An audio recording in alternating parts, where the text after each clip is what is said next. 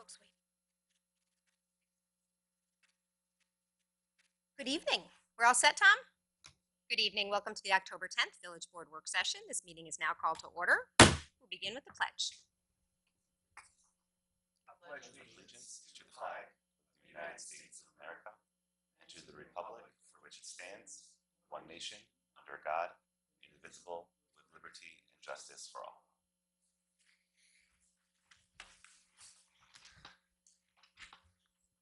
Mr. Clerk? Present. Present. Present. Oh, no, he's on. Oh, there we go. Present. Special legislative session tonight. We have Oh, it's not plugged in. It's not plugged in. It's totally not working. All right. I was about to say, I was like, That we would- have that would explain it. we have wireless now. I was like, who made that upgrade? Really wireless. All right, Jamie, you're out. You gotta press the We'll, button. we'll share, He Jamie. has to press the button. Now you just have to turn it on, and then we Wasn't probably that- are all good. wasn't that of interest? All right. Okay. Okay. Well, Moving forward. Okay. Okay. We have one village board resolution this evening for our legislative session, and it's titled "Secret Part 1 Environmental Assessment Form and Intent to Become Lead Agency, Revision to Chapter 62 Affordable Housing." Whereas the Board of Trustees of the Village of Ossining is undertaking the process of revising Chapter 62 Affordable Housing of the Village of Ossining Code. Now therefore be it resolved that the Board of Trustees has directed the completion of Part 1 of the full Environmental Assessment Form, EAF, as part of its review under the New York State Environmental Quality Review Act regarding its consideration of the proposed revision to Chapter 62 Affordable Housing of the Village of Ossining Code. And it is further resolved that the Board of Trustees declares its intent to serve as lead agency during a coordinated review of the action and shall circulate Part 1 of the EAF to all identified involved agencies for their consent. Do I have a motion? So moved. Second. Okay, so Stuart, Yes. declaring ourselves lead agency, as I recall, when we've declared ourselves lead agency of anything in the past, that means that there's going to be a 30-day window when anybody may object to us being lead agents. Right. So what would happen now is the notice will be sent out to various involved agencies, planning board, zoning board, the county, other agencies that may be involved. They would have the ability, if they wanted to indicate their interest in being a lead agency. If that 30-day period passes with no one coming back, then this board would be able to pass a resolution declaring themselves as lead agency. What will accompany the notice of intent will be the Part 1 of the environmental assessment form. There is, as the board may be familiar, there's the short form and there's the long form. With the type of action that we're dealing with here with affordable housing, the recommendation is to proceed with the long form, which is, instead of 4 or 5 pages, it's about 13 or 14 pages, has more detailed questions that are asked. And that will then get circulated to the other agencies we're sending it to. 30-day clock after that runs, then this would come back to this board and they can declare themselves as lead agency with regard to the particular action, which is affordable housing. And then, we would proceed from there. Further questions? Nope. Okay, this is going to be one of the topics that I know we'll be talking more about in detail with Tracy, so we'll be able to understand more about what the process will be then. There's no clock that ticks after we declare ourselves lead agency. We can just stay lead agency, and however this process unfolds, it's not going to expire on us. No, because the board would then have to determine if it's a type 1 action. It's not a type 2 action. Okay. It's not exempt, so it's either going to be type 1 or it's unlisted. And the question is it a positive impact? Is it a POSDEC or a negative declaration? If it is a positive declaration, then it would require an environmental impact statement and go through that particular process. And so that's what follows after a lead agency declaration. All right. Okay. Any other questions? Nope. Okay. All those in favor? Aye. Opposed? Okay. Do we have a motion to adjourn the special legislative session and to go into work session? So moved. All in favor? Aye. All right. Any announcements for this week? Please Sure. go right ahead, Deputy Mayor. Sure. So Saturday night, Jazz at the Lodge, at the Elks Lodge this week is Rhythm Rising, and features local music teachers in the Ossining school system, Doug Corellis, who plays piano. But they have a vibes player who's excellent, and recommend that you come at 7:30 on Saturday. That's this Saturday at 7:30 at 118 Croton Avenue, Ossining Elks Lodge, for an evening of jazz. $10 at the door, and the proceeds go to the musicians. Thanks. Anyone else? Trustee Herrera? Yes. So this is the last time I could do this because Hispanic Heritage Month will be ending in 5 days. So this was a fun fact as I was going through my daily Hispanic Heritage Month facts. Hispanic Heritage Month was started in 1986 by President Lyndon Johnson and then expanded by President Ronald Reagan and then approved as a federal public law following that, which is pretty interesting. I did not know it was actually a national month, so that's pretty cool. The two announcements. This Saturday is the Fall Family Fun Day at Market Square from 10 a.m. to 1 p.m. I remember since I was 4 years old going there, getting pumpkins and going on hay rides. I mean, it's definitely a fun event for the whole family. It's free, and our Parks and Rec department does a fantastic job at putting it on. So all you have to do is just show up at Market Square from 10 to 1. And then also on Thursday, October 25th, the Greater Austin Chamber of Commerce, along with the League of Women Voters, will be hosting a candidates forum for all local and I believe state elections are the only ones that we have in Ossining, and that's going to be at 6:30 p.m. at the Ossining Public Library. Thank you. Trustee Bazemore? Trustee Levin? All right. Also happening for the holidays, on Halloween, the police department is hosting Trunk or Treat again this year. They've done that for the last few years. If you are interested in participating in that as having a presence there, if you have a local business and you want to be part of it, you can reach out to Officer Hershowitz. Her email address is ehershowitz@ossingpolice.com. Don't ask me to spell Hershowitz because I might mess it up. I think it's HIR, but anyway.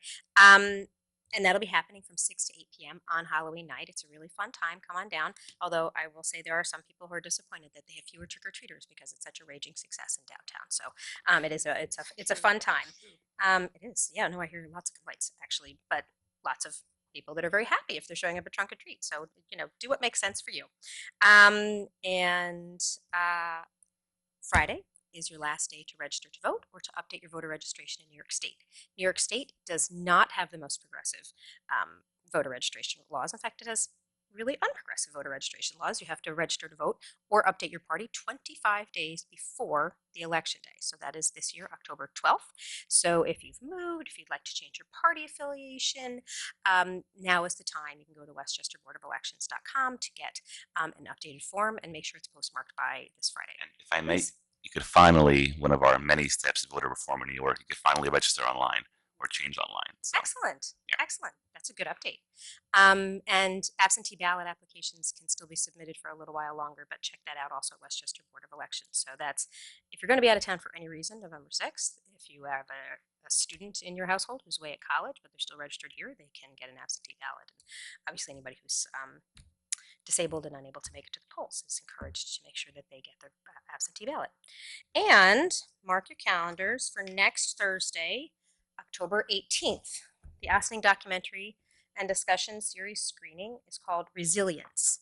A number of us, in fact, the majority of this board, has actually seen this film, or we did it in a workshop form. We didn't sit through and watch the whole film. It'll be a little bit different because when we've done it in the past, it's been with community leaders. This is for the public. And I'm really pleased about our panel. Tom McIntyre, those of us who were at the program that was held at the Library for Community Leaders will remember him. He's also a parent in the district. We have children the same age, so I know him from that. And I believe he serves on our recreation. Parks and Rec, yeah, very good. But he's going to be wearing his Professor of Special Education hat for this program. And we're really pleased to also have from the Ossining School District, Brenda Desso. Pronounce that correctly. She's a social worker with our school district, as well as Dr. Andrew Bell, who's the program director at the Children's Mental Health for Westchester County. And it is a film that talks about how early childhood trauma has a lasting impact on how a person develops. And it is a way for our whole community to learn about it and figure out how we can be a community that better addresses the needs that may come about as a result of that. So I look forward to seeing folks there. That is next Thursday, October 18th. It is free to the public at the Yassing Public Library. The program begins at 6:30 p.m. All right. Mayor, just one thing with Please. regard to the voter registration you were talking about. It's important to know that Friday is the deadline, as you said, for party changes or but that's for next year's primaries. Good so point. people Yes. need to know that, so that if they want to Right. vote in next year's primaries, they have to do it by this Friday. So that's a real arcane part of New York's law. It sure is. Yes, yes. You have to figure that out 10 months in advance if you want to vote in a primary. Very good. All right. Any further announcements? All right, let's move forward with our agenda, which got shorter as the day went on. So, that Shorter bodes day, well for our shorter evening. agendas. That's Very good. great. All right, so I'm very happy to welcome Virginia Steinberg and Anna. I'm sorry, Anna, I forgot your Jenna Amundsen.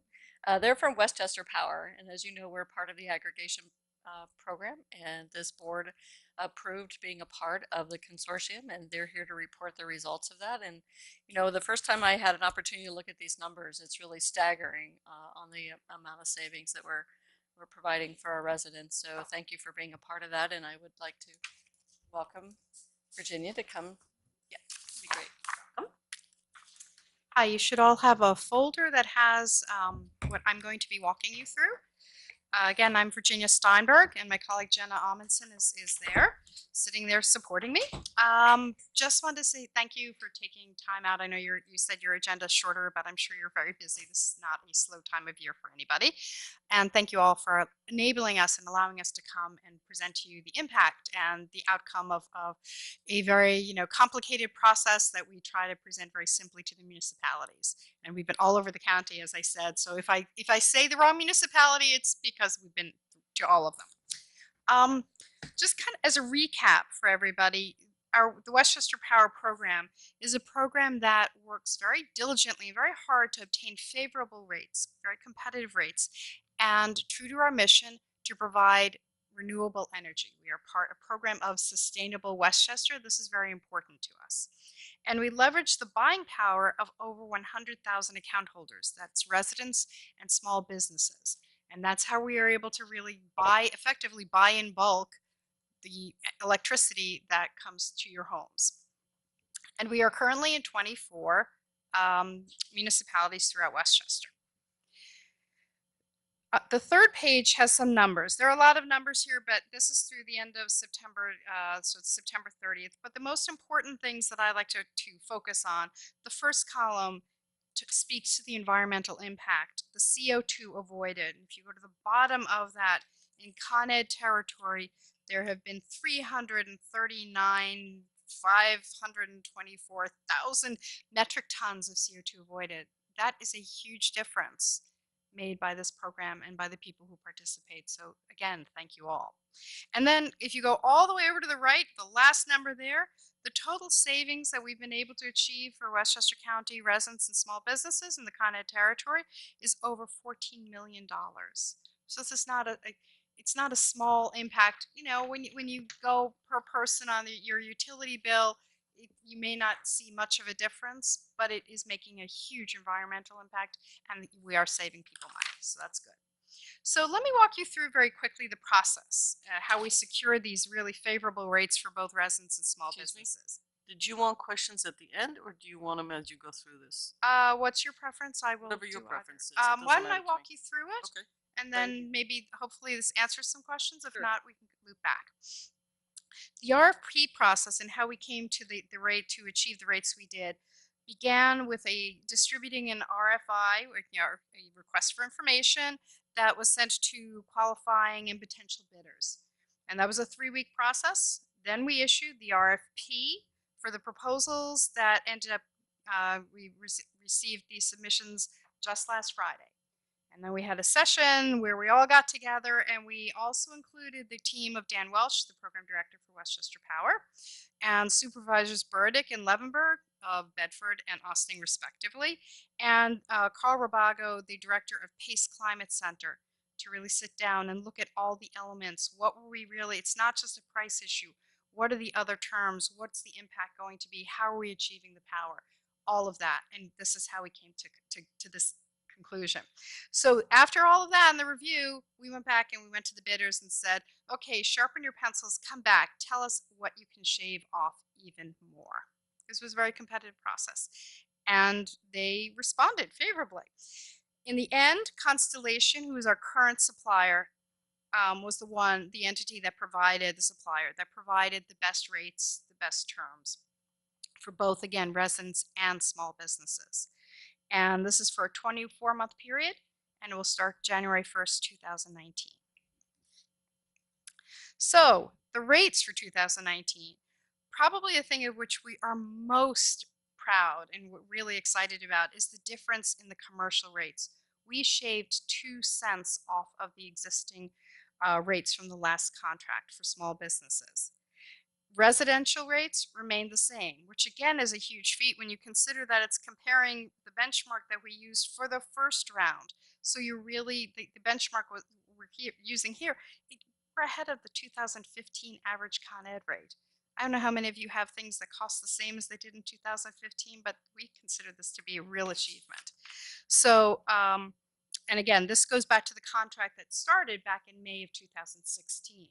So we feel very proud of that. And the rates themselves, the standard rate, the other factor is that both commercial and residential rates are the same for, so before we had 4 rates. We had the commercial, the basic rate, the commercial green rate, the residential basic rate, and the residential green. We've simplified all of that. And right now, the new contract has residential and commercial basic rates of 7.71. And then the residential as well as the commercial green rates are 7.96. So this is hopefully pleasing to everybody because I know we're pretty excited about And we should clarify that in Ossining, we're 100% renewable. So I assume that all these green rates Yes. are what's relevant to us. Correct. And how many, okay, continue. I'll wait now. Okay, I was going to say. Hold off.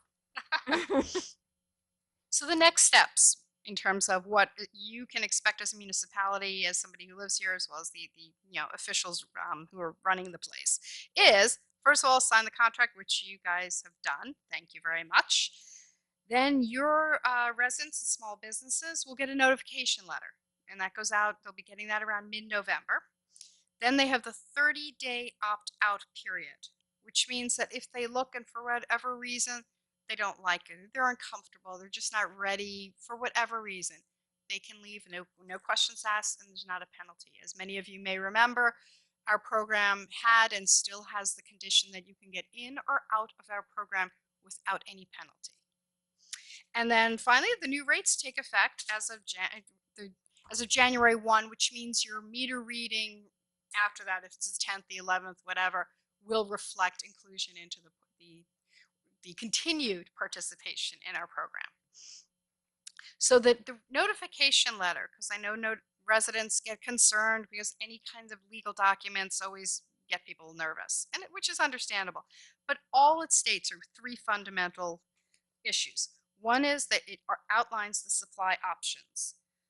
Again, residents are going to be defaulted because the village selected the renewable, which we're very happy about. But if for whatever reason somebody doesn't want to do that, for some people that extra 0.02 cents, I guess, matters. So they have the option to choose something else, and they can opt out of that, or they can opt out of the program. The notification letter also outlines the pricing that we said is 7.709 cents per kilowatt hour for standard customers in both residential and commercial class, and then 7.959 cents for green per kilowatt hour again. And then it also states, and we encourage people to call us, not Con Ed, not Constellation. We really try to emphasize call us. We can walk you through the program and answer the questions, because these other entities are large entities and they get confused by our program or may not have the familiarity.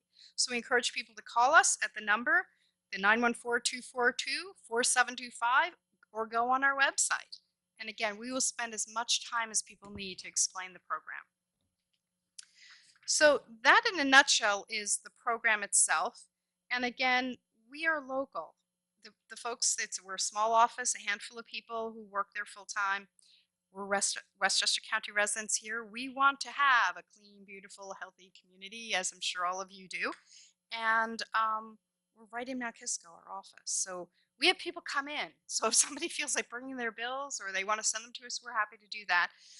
We conduct local community outreach, such as this, as well as other places at the library or other organizations or venues that the village or a municipality feels is appropriate if they want us to do so.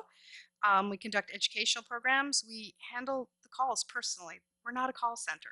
There are 5 of us, so you're going to get one of us. And we get confused. A lot of people confuse us because they think they've talked to me, or in fact they've talked to Jen, or vice versa.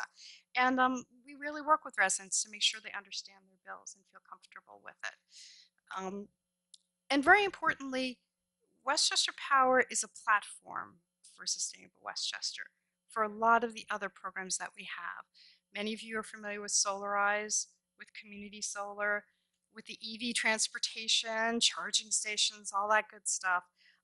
We now have a Heat Smart Westchester initiative, which is a geothermal heating element program, and we're working on community recycling and composting programs as well. So again, thank you for being part of an organization. And information, if you want to put it up on your website, is here. And of course, I'll answer any questions. Rico. So the small business, you mentioned small business a few times. That implies that large businesses are not involved. So what's considered small business in this equation? In the small business, there are rate classes on your bill. So resident is number 1. So if you see number 1 on your bill or number 2, the small business, that qualifies for our program. The other programs, do you want to help me out on this a little bit? I'd appreciate that, because I know that we do have other, and it's a demand issue in terms of the rate classes that are enabled in this program are Service Class 1 and Service Class 2. That's residential, small business, or religious.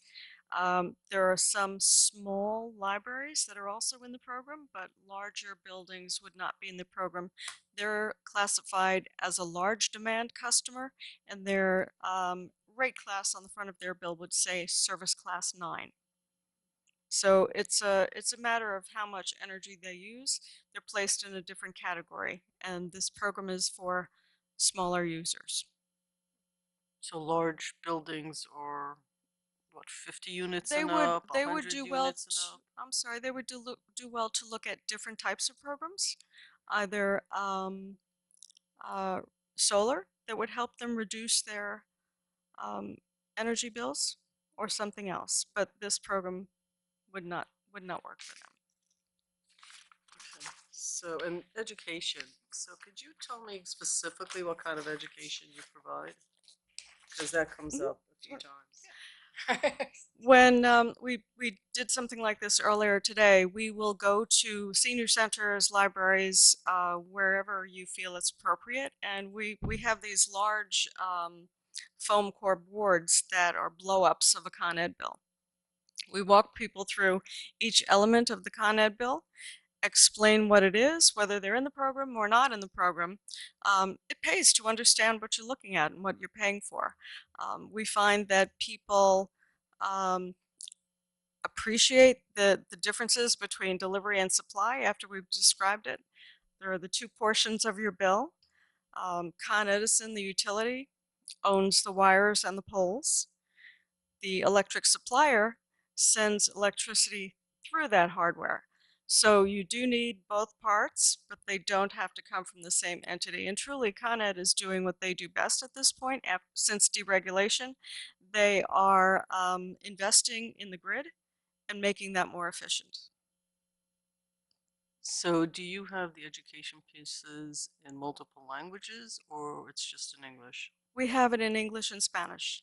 Okay, and do you have videos that explain all this, and so that it's just easier to put something up on YouTube than having people to come during work hours or whatever evenings to? We don't have videos yet, but we're working on that. You are? Mm-hmm. Okay, that's terrific. Thank you. Thank you. How many communities participate in this particular program? 24. 24. And what makes up the green supply? We are now one of the new additions to the program. Mm. Before we were wind-based. Could you Okay. get closer to the microphone, please? That we had a wind-based power before, and that came from anywhere, Oklahoma, Texas, wherever. The new thinking at the state level is that we want to take care of our own. So the new program, as of January, is going to be low-impact hydro generated in New York State. So again, we're kind of trying to build that local resiliency, clean our local air. That was the And thinking. also keeping the dollars in New York State. Correct. That's great. Yep. Questions? Sure. So I'm just kind of going through the process here. So I guess what's going to happen is that there's a notification letter going out in November, and I guess what you're saying is that if somebody doesn't want to be part of Westchester Power, they have to opt out. Correct. So if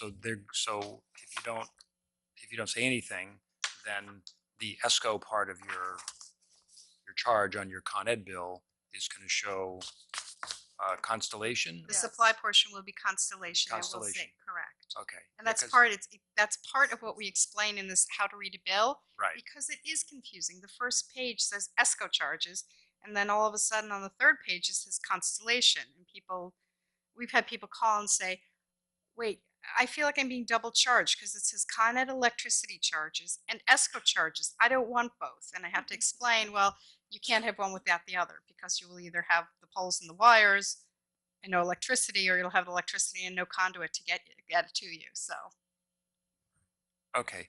Yeah, I guess I just want people to understand that this is like an ESCO, like anybody can go out and get power from any source that they choose. absolutely. But in this particular situation, they're going to get Westchester Power or Constellation if they don't choose to opt out. Correct. And just to be clear, for the folks within the village who are already part of this program, it's going to be relatively seamless. It's just going to switch over. And again, part of that is also because the supplier remains the same. But I do want to make a point and say that if somebody else already has an outside ESCO, they will not receive this notification letter. They will not receive any. So they won't be confused by that, because what this program is designed to do is to prevent that feeling like you're getting these solicitation and these bombardments, even though I get them, I'm sure many of you do anyway, but that people can feel secure because we don't go out and solicit the business. This just changes the default for the people who previously would have had Con Ed for both delivery and supply. This program switched that default to our program, to Westchester Power, Constellation as the supplier, and that will continue. What if somebody's on ESCO now and they want to get into it? They can do that, but Right. what we would That's a different suggest, process, correct? yes, Mhm. and one of the things that we suggest is that, okay, I'll just, so for people who are in another ESCO already and would like to get in our program, they can do so by calling us. We suggest that they do that because a number of ESCOs, good, bad, and somewhere in between, have procedures and fees that are associated and contract lengths that the average consumer might not be aware of. I got a solicitation the other day for something that looked really wonderful until you really read all 9 pages. And when you started digging deeper, you realized it wasn't quite as golden. But even if they have an ESCO and they say, I really want to be part of this, renewable energy and part of the village program, they can call us and we'll say, look at your contract, find out if there are any exit fees. If they are, what are they? Are you on a month-to-month, or do you still have a contract length that maybe extends for another 6 months? So we'll really help people, and we encourage them to call us, even if they decide not to become part of our program. But if somebody does have a contract, they can opt in any time, right? Yes. Like, for instance, say their ESCO contract runs out in April or something like that. That would be because there's that cutoff date, that could be the time at which they could switch over. They can switch in. They can call us if it's April 30th. Their contract ends with the ESCO. We suggest they call a couple of weeks before. We put them in the queue so that as much as we can, we try to close that gap based on their billing period. So maybe they'll go back into Con Ed supply for 1 month, and then they'll fold right into our program. Thank you. My colleagues, I think, have really covered a lot of the questions that I kind of had and some new ones that I didn't think of. I'm very happy that we're a municipality that chose to build green My colleagues already addressed a lot of the questions that I had and some that I did not even think of. I'm very ecstatic that we're a municipality that chose to go with the green supply. It kind of just speaks to our values, and seeing the rates and the change. It's great that it's a win-win, right? So financially, we're saving some money, but we're also environmentally doing our part, which is now really not optional, right? Going forward, we had to do our part, right? So thank you. We're very pleased because there are actually some municipalities who opted in at the basic rate who have switched over to green. So it's certainly part of a movement, and we're glad you're part of it. Yes, and Ossining was one of the first to sign up for the 100% renewable. We're very proud of that. Now, you mentioned there's 24 municipalities out of whatever it is, 44 in Westchester County that are part of the CCA, the Community Choice Aggregation Program. How many of us are the green option?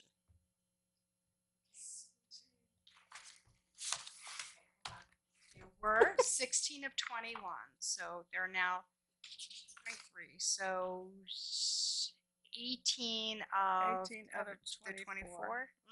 All right. Then my next question, you're very good at explaining things.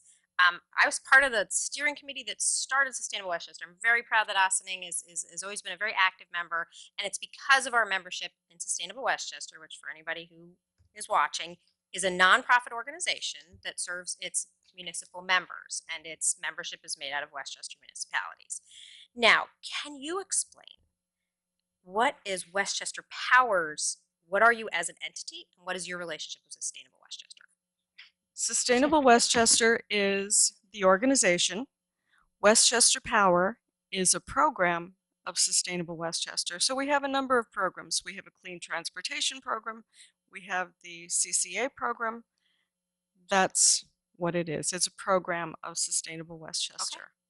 Just like when we did the Solarize Ossining Briarcliff, that was a program, it was just shorter term, or it kind of went from one municipality to another. This, you guys are in for the long haul. Correct. I mean, Westchester, Sustainable Westchester as an entity has multiple focus areas. And one which is so important because of what I always like to say, we leave the biggest carbon footprint on the planet in our homes and our vehicles. So we put a lot behind, as you are well aware, the energy program, which has the Westchester Power Program. It has Solarize and Community Solar. You can actually be part of the Westchester Power Program and be part of Solarize. You can be part of Westchester, you probably are, or you can be part of Westchester Power and Community Solar. And then we also, of course, had the clean transportation with the EVs, and then, as I mentioned earlier, the other program areas with the food and waste and so forth. The five of you who work for Westchester Power, you two and Dan, and I think Ron, and I'm trying to think who the Well, fifth those are the programs. So those are just, you are the five program people that are focused on Westchester Power. That just That's work for Westchester We Power haven't really project. divided it quite that way, because It's okay. I was just trying to understand it. Most people at home probably don't need this much in depth.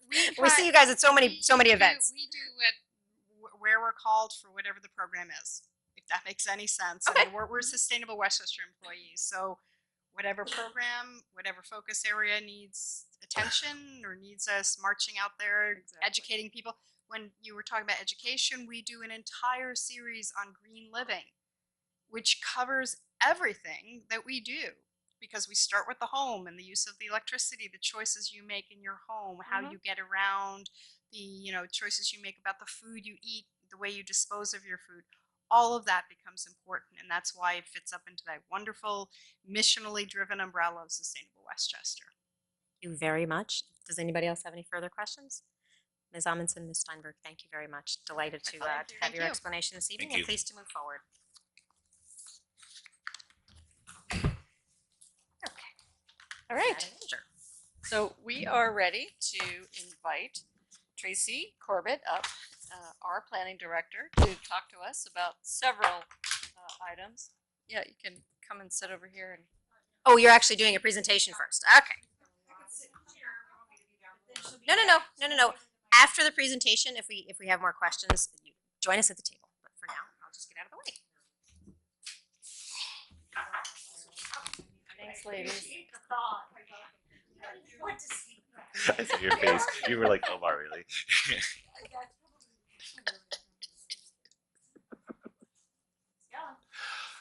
So I do want to mention to everybody that keep in mind that Tracy's been with us for 2 months. That was my first line. Oh, I'm sorry. Did I steal that? You stole my line. 2 months. Yeah, I have been here for 2 months. But I've been working in planning for 30 years. Half of my career was at the local level, and then the last 15 years or 16 years were at Westchester County.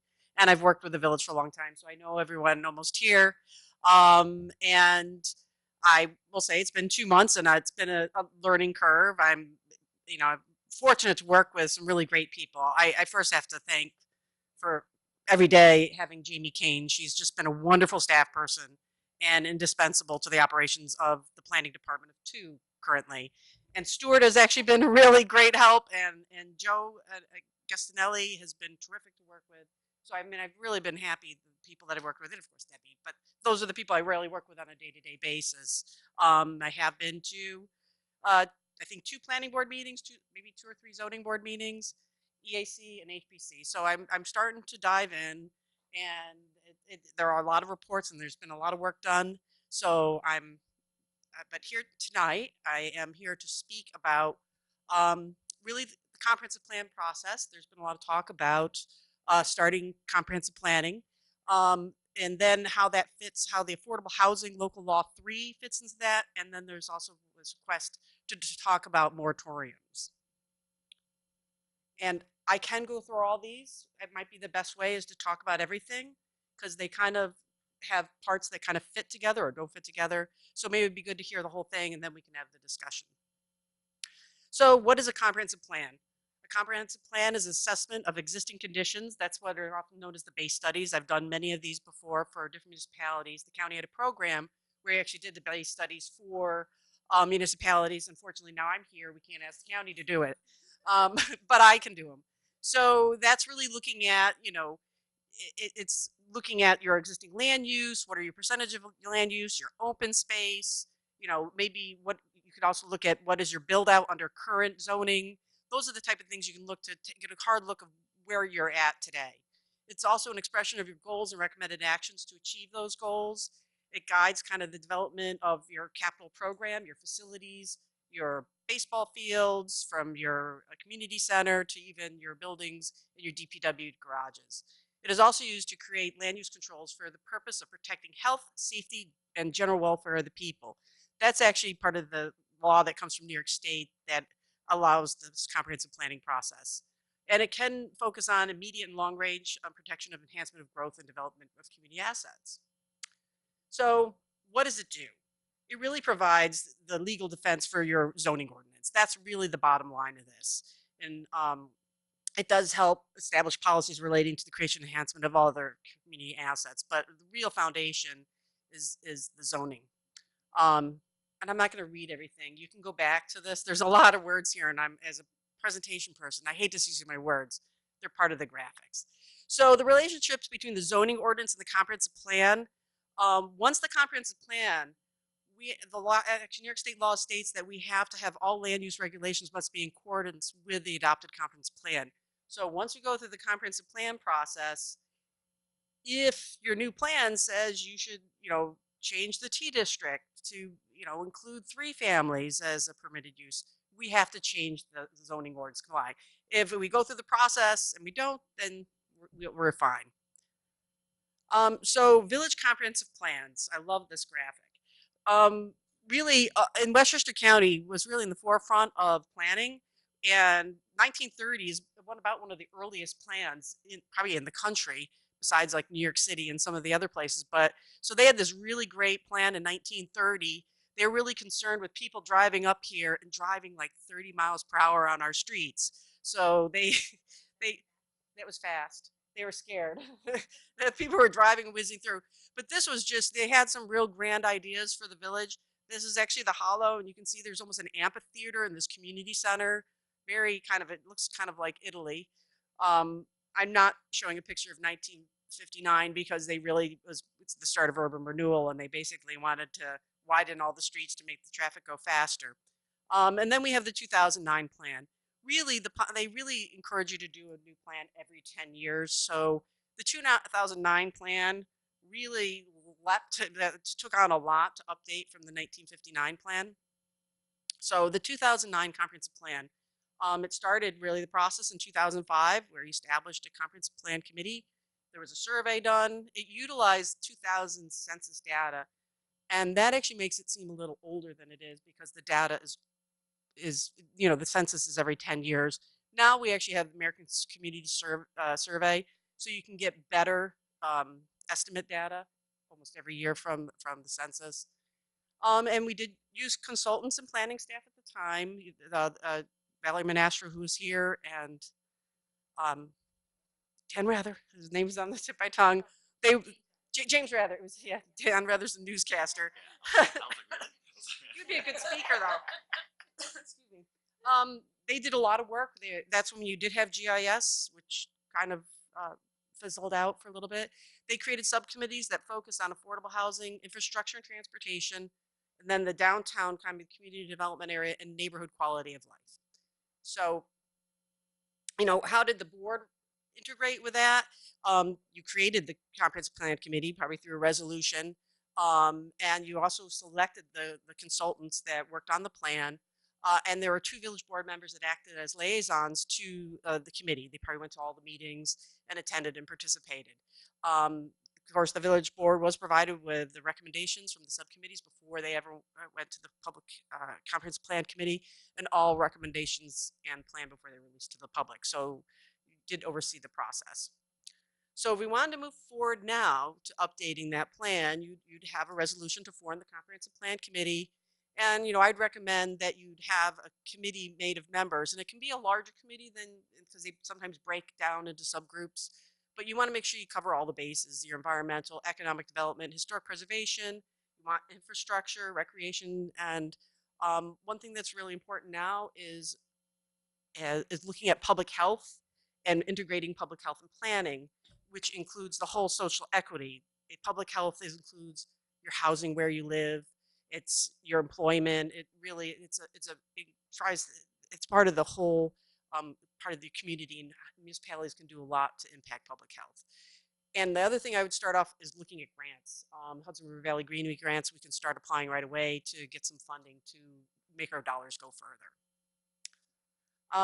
So the overall process, these are really optimistic, but we'd like to say that it's about 18 months for the process. Some of these, or for whatever. Well, the good news is, I think if we move through this process, we've done a lot of stuff. And the last time we were going from 1950 something to 2009, and there have been a lot of studies recently that have been done, like with the DWRC and the housing studies. So, I think inventorying all these plans that have been done and evaluating them, even some of that has been done through the housing auctioning. And also, now we have GIS and we can do that in-house, is to update our data and information, our baseline information. I mean, since we have the 2009 plan, I mean, a lot of that, we think that's a fairly solid foundation. We can update and bring up a lot of that information up into 2019. With the committee, we should review and evaluate the 2009 vision, goals, and recommendations. So go over things. Did we do this? What did we do? Where did we accomplish our goals? Is our vision still the same? Do we want to be something else? So that's something that the committee would do. And then, from there, I think once we have all this baseline information, you'd probably select some targeted studies to address issues. Maybe you'd want to do an economic development study. Maybe you'd want to look at, do we have capacity in our sewer pipes? You might do something targeted. And then we'd go through, once you'd have some public engagement workshops through the process as we got new information and wanted input. And then we'd revise and update the comprehensive plan. I would recommend that we do something more digital and have it be a more living document online and do something more progressive. I think that's kind of like this village, getting a feeling likes to be progressive, and having something that, that would be easier for people to engage, especially in a commuter community where you get people that don't have time, somewhere that can go online and participate. And then there's the seeker process. And this would be a type 1 action, and we would have to go through, of course you do the full EAF, and they always end up and you'd have to do a GEIS, minimum 6 months to go through that process. going through all of that and having the input. So that's our comp plan.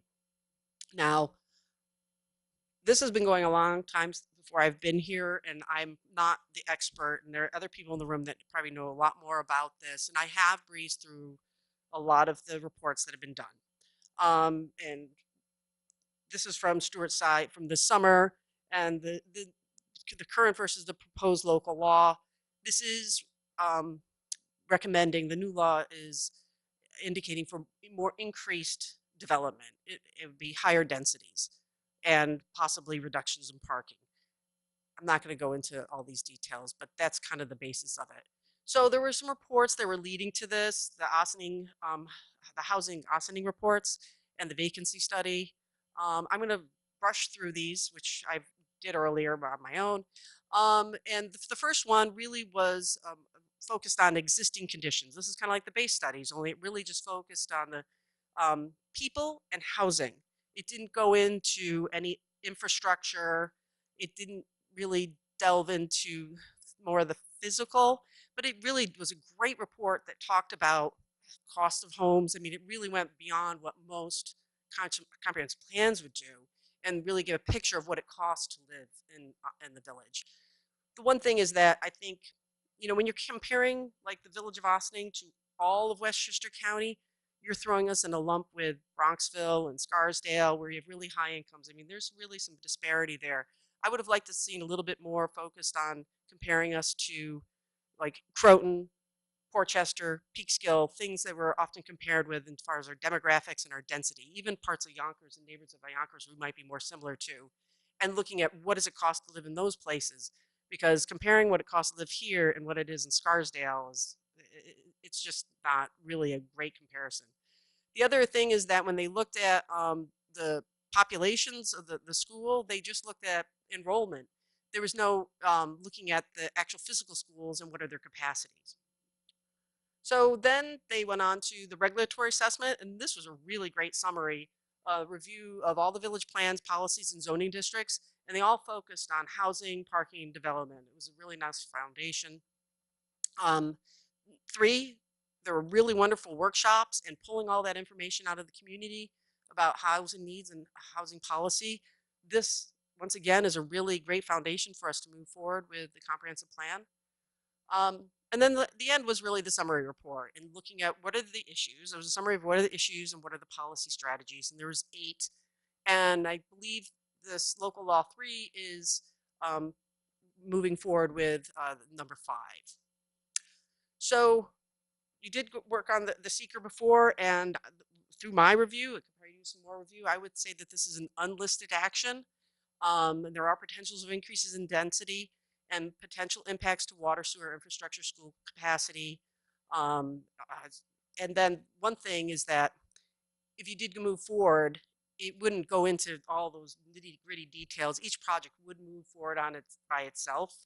You'd probably just do a GEIS on something like a law like this because it does impact a large area. You know, even in the report, when he looked at vacant parcels, he didn't look at some of the underdeveloped parcels, which is something that we could do a little bit more review on and like where could this really happen? You know, there are many, probably 10 years ago, did you think that you'd be redeveloping the, what is it, the garden center on Croton? Things like that happen and they pop up. The children, the school for the deaf in Greenberg, everyone thought that would be there forever, but now there's Great Miracle Curl for kids for hearing. And now that place is closing, but thank goodness hearing issues have been solved for kids, you know, and they don't need that school anymore. So you really have to look at even some of those large properties and things can change. Mariondale, which was looked at before, now is conserved. Yay. Wonderful that the sisters did that. And then things like looking at Sing Sing, that probably isn't going to be a property that's developed for housing within the next comp plan.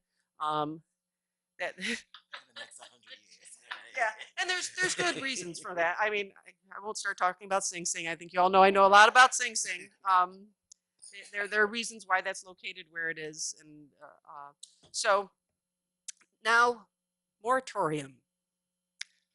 So land use moratorium is a local enactment that temporarily suspends a landowner's rights to obtain development approvals while the community considers and potentially adopts changes to its comprehensive plan and or its land use regulations to address new circumstances not addressed by its current laws. The key words, temporarily. And, you know, why would we adopt, a moratorium? Some of it's to prevent a rush to development. You know, there could be new types of uses, cannabis stores. I mean, that happened in White Plains. That all of a sudden they have a cannabis store coming in. Excuse me, micro housing. Even it's done before for McMansions. It's to prevent hasty decisions that would be a disadvantage to landowners and the public. And the other big thing that, especially when you think about a comprehensive plan, is to prevent the immediate construction that might be inconsistent with provisions of the future plan. So the things with a moratorium is it has to have a reasonable time frame as measured by the action to be accomplished during the term. The courts have really limited, this is usually limited to 6 months. So it's a very small period of time that you really have to be working to achieve that goal. There are times that possibly it could be up to a year, but anything more than that would possibly challenge and bring on legal implications for the village. It has to have a valid public purpose, and one thing that's really important, there has to have a date that it expires. So you have to really have that time frame established. So the cons of it, real estate developers, as you know, would get upset. They have a lot of money invested, and there's potential that they could lose money while they maybe are holding land and the interest that they pay on that. There's the impact to the village that after that 6 months expires, the village will be inundated with possibly new applications that could have occurred over time. And the staff of one might be overwhelmed by that, and the building department. You know, there's only so many things that we can process. So, and it also would be, it could be costs on their end as well. So, and the other things that you have to look for, we never know what the future holds. By the time these projects starts, we could have an unfriendly economy, and the village could miss opportunity of positive growth. So, but with seeker, by its very nature, something that stops people from altering and reconfiguring landscape is protective of the environment, and we would not have to do seeker for a moratorium. That is the one place where we wouldn't have to deal with that. So I'm not, I just started compiling some recent developments in Ossining. You probably know, are much more familiar with these. I actually know from Hidden Cove because I reviewed that from the county in 2007 or 2008 as a referral. So some of these have been going on a long time. Planning, we should probably take a harder look to know the quantity, the timing, are we being inundated? In the short time that I've been here, and I've talked to some other planners, I find it interesting the number of 2-family homes and the new development on like existing stores that are being proposed, some smaller things, which I think is very positive when you're looking at, there are implications with them, but it's interesting that people are coming in with small projects, not all these big projects. So I think we have to kind of look at both of these. The other thing with the moratorium is that you usually want to focus on a problem. You don't want to just stop all development. You don't want to stop someone from rebuilding their deck that's, too close to a lot line. So you do want to focus it on a certain type of project. You wouldn't want to stop possibly someone from building a 2-family home. So that's kind of my quick overview, and I think we're ready for a discussion. I can stay up here with, want to go back to anything?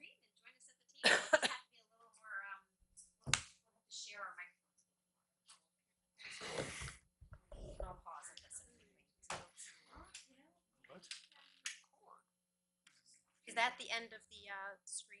Are you comfortable holding this to speak? Sure. I don't mind.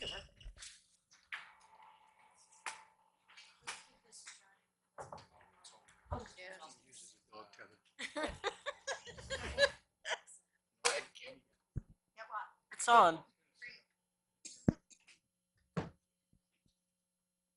Thank you, Tom. Excuse me.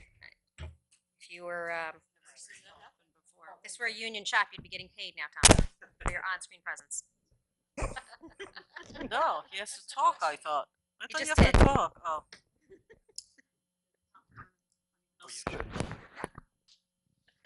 Welcome to the table. Thank you. Thank you very much, and welcome to Village Government. You've spent an awful lot of time in Ossining over the years, and I very much enjoyed working with you on the Sing Sing Prison Museum board through your role with the county. That's where we saw you most. Yes. So now having you actually on our staff, you come in with a depth of knowledge that's kind of different than what most people would come in, and different than what any of us come here with. So we're delighted to have you. Thank you very much for joining us and for getting up to speed as much as is possible in 2 months. I will open up the floor to my colleagues. Debbie, did you want to give any further thoughts before Oh we no, ask I questions? think Tracy did a marvelous job, and thanks for putting it together the way you did. It was, I think, a lot of information for all of you, and I think knowing the process for, putting together our comprehensive plan update and things is something we want to manage those expectations. So that's all I have to add. Wants to get us started. Oh, All right. just some questions. Thank you for doing this. So does every municipality have a comprehensive plan in place at this point? In Westchester County? Yes. Yes. There are And- some that are very old still. They all have and they use it, but well, ours was old until 2009. So obviously, there's no law about how often you have to do it. There's just a recommendation that every decade it should be done. It sounds like to me. Is that correct? Correct. Okay. So 18 months. What's the average of doing it? Like realistically, because when we put presentations, then we put them on, and then we don't do it in 18 months, and we look foolish. So it's nice to say optimistic, but what has been the average for those municipalities that have done comprehensive plans in the past 5 years? What has been the average from start to finish? I actually wouldn't know that, but it did take you 4 years the last time. And it really varies by communities. The Village where I booked theirs very quickly. That was the first one at the county where we did the base studies information for them, and they did it very fast. It all depends on the amount of probably work that we have to do and analysis you want to do, and if you want to do some independent studies. So I could do some research about what is the average. I think realistically a 3 year. In fact, you might even be able to update to the 2020 census by then. And that actually would be better to be on a time frame after the census comes out and be on that instead of right before the census come out would be actually a better time frame. Just trying to get a sense for, Yeah, realistic rather than wishful thinking. So 4 years all of a sudden doesn't sound so long, actually. So I was sort of curious. You had a list of recommended expertise, right? So is that recommended, or are there rules about who has to be? There are no rules. I mean, that's what the village board can determine. It's just that you would want someone from all aspects of the community. I also would suggest having people from different neighborhoods be represented. I mean, sometimes you can, get two for one. You get someone who's, environmentalist to have some background, having someone in architecture and design, having someone in recreation. You can also have staff sit in, being non-voting, coming in, your recreation director, or they come in and facilitate when it's necessary. So that document, what I think is going to happen once it gets public, it'll be like the document that we keep adding or taking. So I just want to be clear about things and update it. So for me, there was not any recommendation of people with financial knowledge at all, which to me in a comprehensive plan is really a must. I mean, there has to be at least one person from my point of view who both have a finance background, accounting background, or something background. And another community I would add is the commuters. So they may live in the neighborhood, but I think the life of a commuter and the life of a person who's been here, who works and lives here, might have very different points of view. So I don't know if that was like your recommendation or just like your input as to it's so. That was just a quick brush, Okay. and we can definitely flush that out. I mean, it was just kind of to get you thinking type of thing. Oh, I got us And let's thinking. talk about it because I do think what is important for the comprehensive plan is to really look at the financial issues and impacts of everything, and taking a harder look about the tax end and how we deal with the tax issue. And not all comprehensive go down that route, but I think it would be wise. So, because for me, what was missing in one of the studies is an understanding of municipal bonds, for example, and the effect that our decisions have on about the financial valuation of our place in the marketplace, and that actually affects our lending and our, it's really a lot of things that I read actually miss what I consider to be, a really important element of decisioning. Considering all of our money comes from taxes and revenues. I mean, it's like an obvious. So I'd like to, because this document in the world of digital will start being the document that people will rip up and send to their friends. And so when we have these meetings and work sessions, I'd like us to consider the fact that we might want to, and I say you might want to look and say, yeah, maybe yes, or maybe, like I wouldn't put 18 months, frankly, unless it's 18 months is the minimum rather, or 18 I'd say to that's 3 the years, minimum. because I think it becomes a dangerous sentence as it gets floated around. Um, and I think small business, I can remember if actually small businesses represented their development was, but I'm not sure about the It small was business. just economic development, sure. And just so Catherine we're was clear so for the knowledgeable. public, this is Ossining Village, not, right, it's just the village comprehensive. It's not the entire town and village. Or is it? Or what? I thought you wanted to move forward with a comprehensive plan for the village. Correct. But So I'm just being clear that for people listening, when they hear Ossining, it is only the village, because that's what we're talking about here. Does the town have a comprehensive plan They in do. place? When did they do theirs? They just updated theirs like It's an economic, it's an environmental updates Yeah. 2 years, 3 years. Yeah. Oh, they did updates Yeah. to it. They didn't redo their so that, I'm glad Probably you said wasn't that. 50 years old though. Yeah. Wow, And it's a small there's deal. some So, involvement in the process because you have some shared services in the school district that actually goes outside of the town. So you do need you to go. take it and look at Right. more and the interrelationship. So it's not like we won't. Okay. They will be partly involved in the process because they are encompassed. The village is encompassed by the town. And so one of the things I had read about, and I sort of got really like mixed messages when I was reading, so I don't know if I was reading the right information, is you can update a comprehensive plan or you could actually do an entire new. We're talking about doing a new comprehensive plan, not No, we're talking about updating. Well, I think versus taking pieces of it and updating them, right? I It's think when looking you at the whole thing. evaluate it, I think once you look at your base information, you review it. Many communities who've done it, it can be a new comprehensive plan, but then you say we only need to focus. We don't need to really focus on our single family districts, or that's not the prime focus, so that you concentrate your efforts in one area. I think you will, once you look at your base information and have everyone on the comprehensive plan committee read the 2009 and go over it, that's when you really make your decision. Many of them, I think people that work with it every day and have looked at it a lot might say we only need to update it, but I think it's good for the committee to take a hard look at it and say, yes, we don't have to deal with those. So I appreciate that because the way it's written, it sounds like it's the whole thing, but you're really saying, look, it's an hourglass, right? Look at everything, make a decision, come out with a solution. Right? It's that hourglass. Analysis. Sure. You may want to do 3 parts of this. And you've done a lot of work lately with the DWRC, some of these housing studies. I mean, those might be like, oh, we've already started this and already did some updates, and how does that fit in? It'll be a new document that it won't be the same one, so that you can say we did the comprehensive plan. I think it's good to say that we did the plan, even though you maybe didn't change things from 2009, just like you're not going to change everything in the zoning ordinance.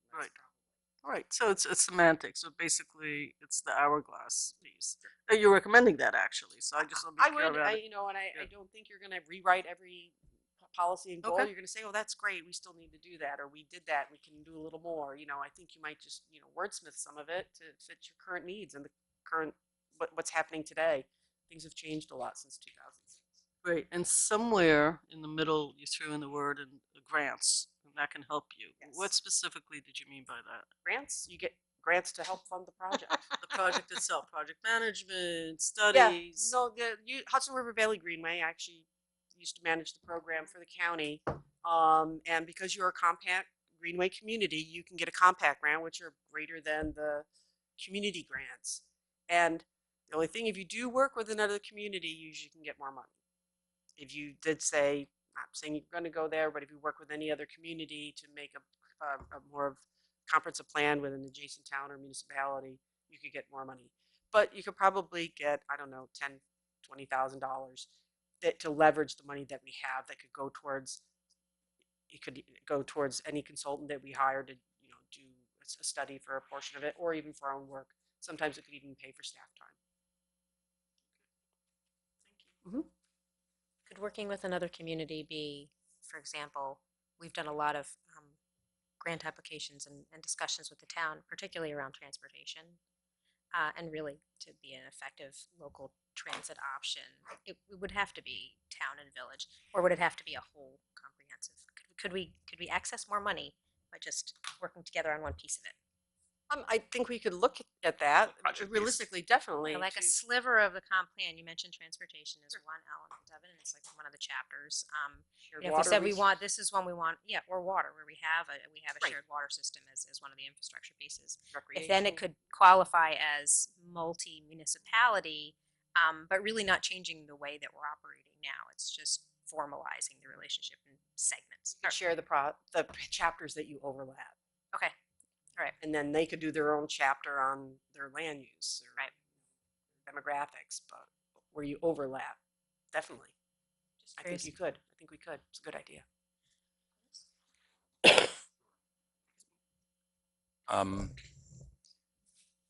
One of the reasons that it took so long, 4 years, was Sounds so long. to me. Out yourself, John. It's a big well, one. There's some I mean, communities no, that take we're longer. Okay. We're impressed, actually. well, I was, involved with the process. I was the chair of the citizen committee, Mhm. and I think one of the things that really made me want to focus on it is that I didn't want to just get involved in a committee where it was just a study that sat on the shelf and nothing happened. And one of the things that was really important to me was that if we were going to go through the effort to create a vision for how we wanted land use to be in the village, that we had to pass the law. We had to pass land use law. So for me, whatever it is that we do, whatever direction we decide to go in, and I certainly think that, listen, we had a downtown revitalization group that did some really excellent things, and I think their work is probably as good a foundation as we could have to form another committee. And I think that in looking back, the reason it took 4 years is because we had to pass all the land use laws to support the vision, and we did all that. Some of those things that we decided to do worked, and others failed. And I think we need to kind of be able to look back and understand what things worked and what didn't work. I still think there are institutional problems with land use in the village that have to do with areas of the village that are zoned a certain way where you couldn't build that building today if you wanted to. And I don't understand. In looking back, I'm thinking, like, how did that ever happen? But that was just not on my radar when we got through everything. So I think that's one of the areas that I would want the committee to look at is where we've got land use that is zoned a certain way, yet you're not allowed to build there. I think that's kind of crazy. And I think at the end of the day, my thoughts would be really more around commercial use in the village, because our commercial tax base is just really sad. It's just really not good. And I'm not talking about commercial residential. I'm not talking about commercial business. I'm talking about bringing in small businesses, bringing in things that would leverage internet infrastructure, those kinds of things, where these are things that are going to have a lot less stress on infrastructure, just generally, whether it's the schools, whether it's water, sewer, those kinds of things. So I would like to think that it would take less time, and I'd like to think that first committee work that got done, that's really the group that's going to guide us to help us understand what are the more focused things that we want to do as part of an update. I don't see us getting into a full-blown change. We don't have the time for that, because there's too many things that are moving very quickly around us economically here in the village, and there's opportunities that we want to be able to take advantage of. So I liked your presentation. I think it's great. Thanks for going over the moratorium thing. I think that could be appropriate at some point in the future, but we're certainly not there yet. Yeah, and I guess those are my thoughts right now. I mean, I'm going to be I won't be a sitting member of this board after the end of the year. So I'd certainly be interested to see where things go, and I'd be happy to participate at some point in the future if the board thought I would be valuable in that respect. So. In my short time I've been here, and the issues of non-conforming uses, and I think with our GIS that is just getting up and running, and thanks to Craig for helping out getting the computer and the software. Once we have that, to really identify these non-conforming uses and to see and evaluate, it saves administration time if we're not passing variances for things if it's been there since the beginning of time, and looking at those, and we're not placing undue hardship on properties. So I think with this, having the system in place, it'll make us more efficient, and we can take a harder look at some of these issues, and hopefully, and I think you're right about the DWRC that, they won an award for what they did, and in fact they're having a presentation. I can't wait to see it. I think October 29th, with the Westchester Municipal Planning Federation.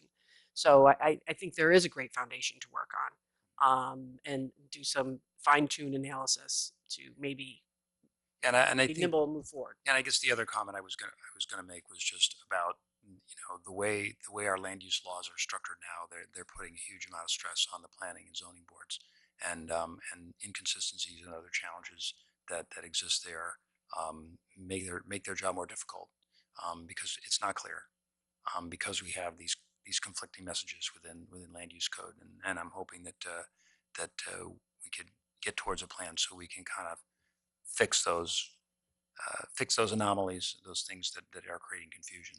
So, thank you. Mr. Herrera? I'll wait. Okay.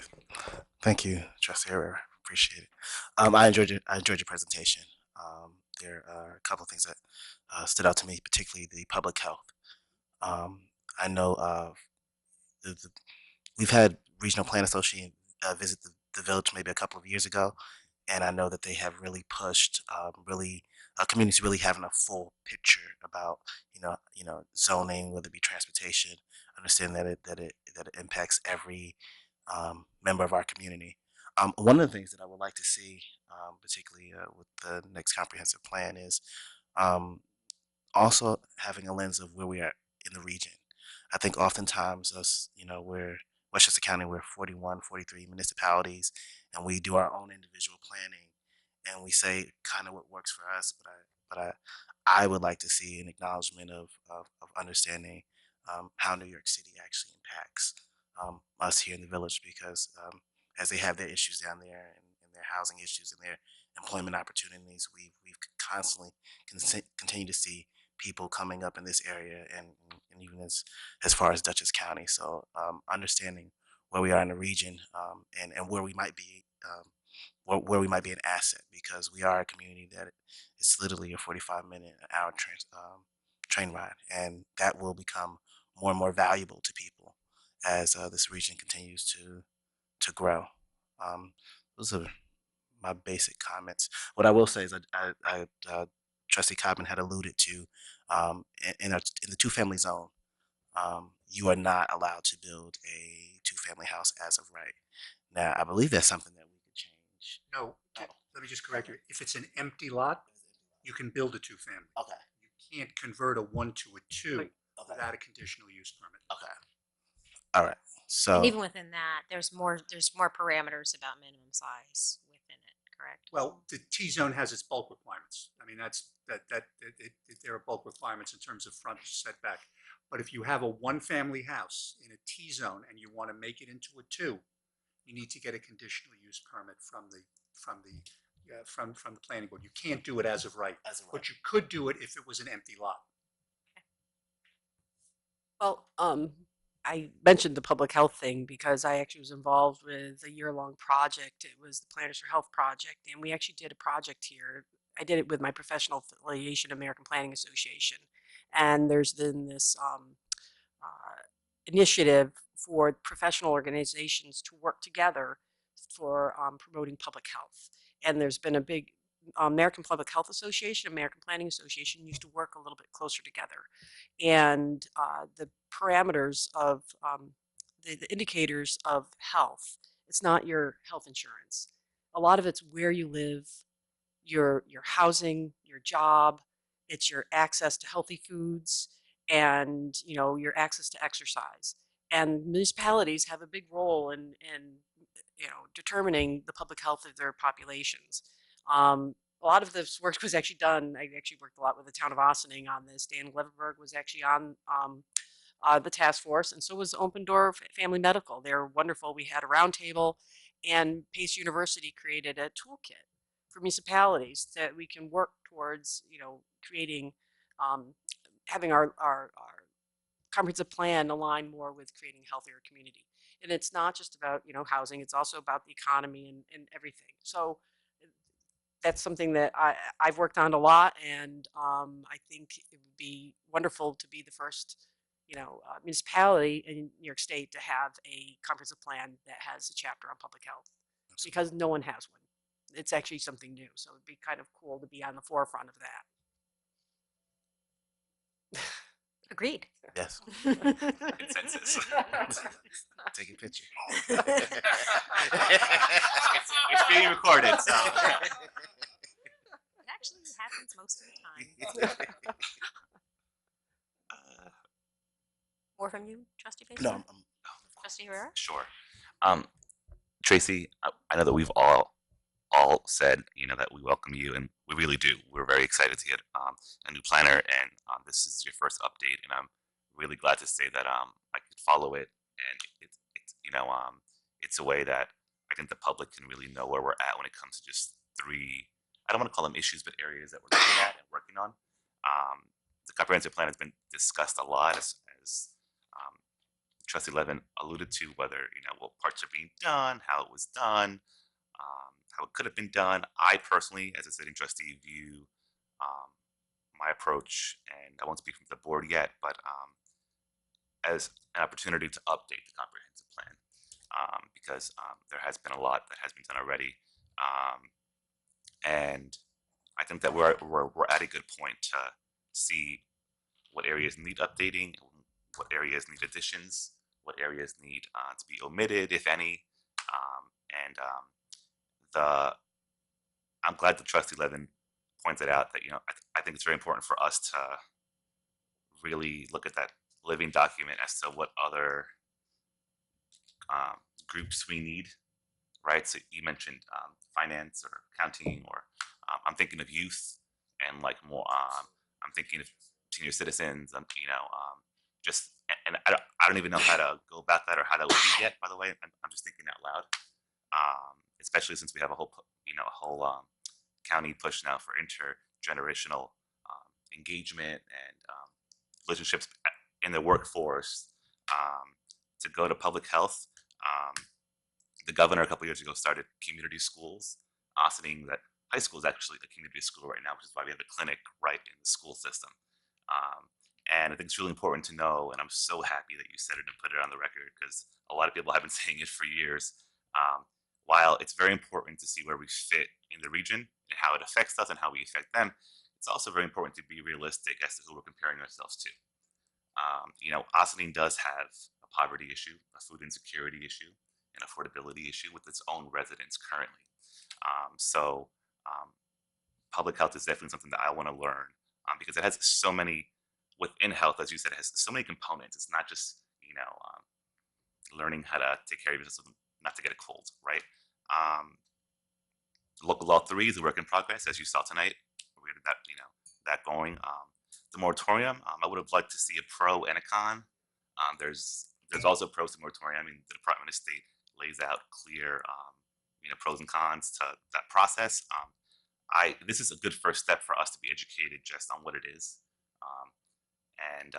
What I called, because I was the trustee that actually called for the discussion of the consideration of a moratorium, is for us to really have the discussion, but of the reason why I called for it, and I actually had other intentions, so which I laid out in my release, which went into bringing in a facilitator, right, with the town and the village and the school district. There's been years now, right? the school district has sent lawyers. There's some parents who are upset. There's some misconceptions about the village's role and the school role and capacity and enrollment, right? So that has to be done in the public eye, and we need to have a method of operating going forward because we're not going to be able to even effectively address the comprehensive plan with them if we don't even know how to address their main issue right now, right?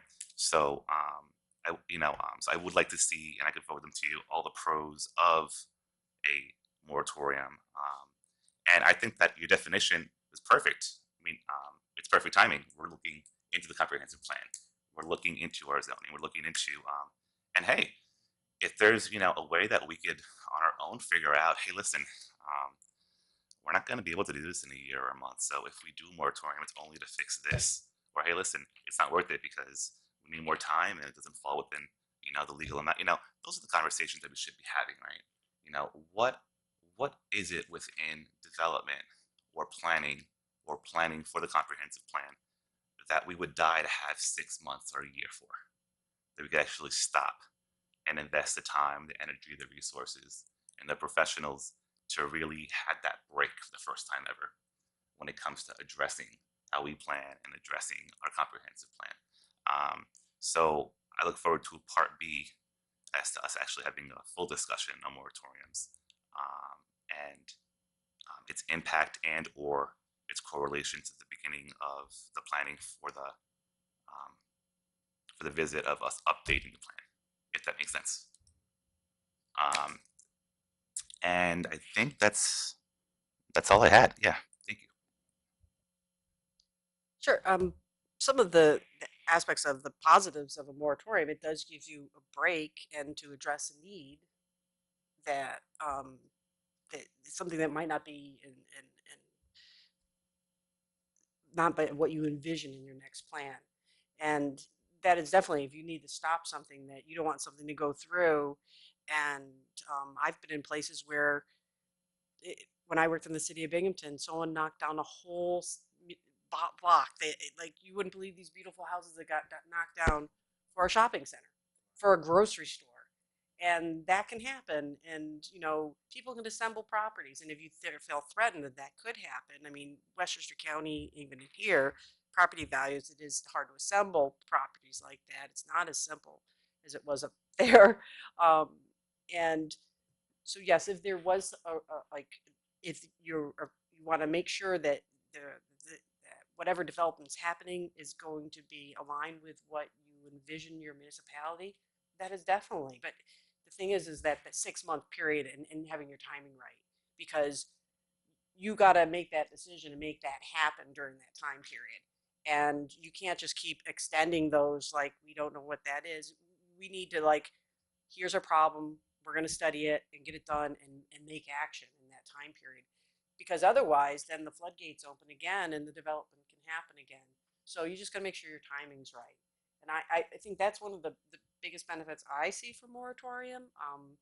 It's something you have to tread lightly on because you're taking away someone's rights, to develop their land. So it's something that, it's a very serious thing when we're going down that road. But we can definitely have that discussion. I mean, I think I still need to do a lot more understanding of the projects that are in the pipeline and things that are coming down the road. I think you have to really have a good understanding of what are the developments that are happening now and what are the needs. And I think I haven't had the time to review all these projects, the numbers, what type of units are they, what kind of impact they've had, and how many are really coming. I mean, there are some that I know that have gone on for a long time. So it's not like it's snowballing, but I think there are some in some roads where we feel like there's more development happening. It's something planning needs to take more a step back and get a better understanding. I'm not to that point after being here only 2 months.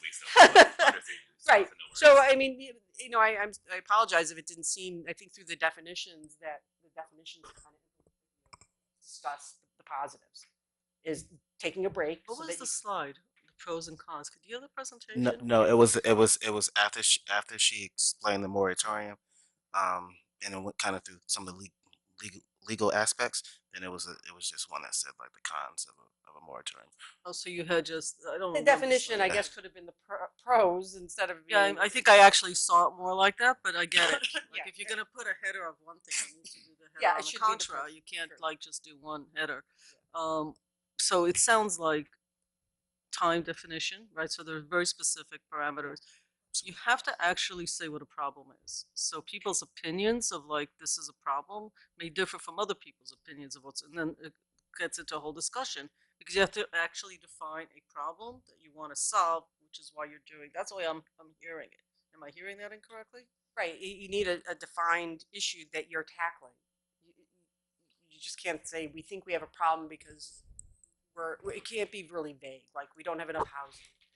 That would just be too vague. You have to say we're getting too many high-end developments or too many intense large developments in this zoning district, and it's creating traffic. It has to be specific. It has to be something a little bit more specific and targeted. These zoning districts are over, or this is too close to nature preserve. We need to rethink what's happening in that neighborhood. Maybe that's not the direction we want to go. The 2009 plan pointed us in that direction. So I think you'd want to like really zero in on the issue and the problem.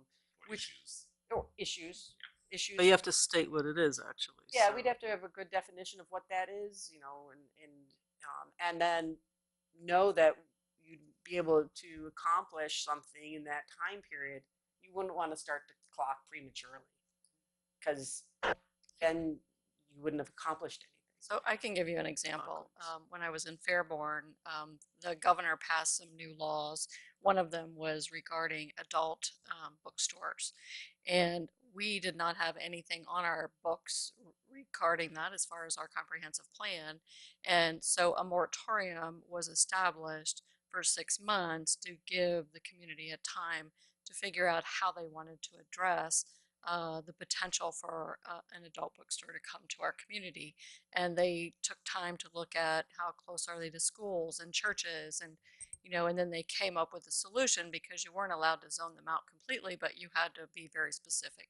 And that was a great use of a moratorium because that way no one could move into our community while we were figuring out how we were going to address that. That happened similarly with McMansions about 15 years ago, where a lot of people were smashing down houses and building larger ones. And there were some communities that they thought it was, destroying their community character, tearing down some beautiful homes. Larchmont. Yep. And that's, so there was a specific problem, then you try and solve it. So and then it happened a lot out in Long Island. And, I started doing some research where people were like building on the ocean front and issues. Yeah. So to be clear, a moratorium wouldn't necessarily stop someone from being able to finish their deck because you would. Well, it would be a defined scope. You have to define that. We scope. would have to define a You scope. can Yeah. stop all Okay. development. Okay. So got you.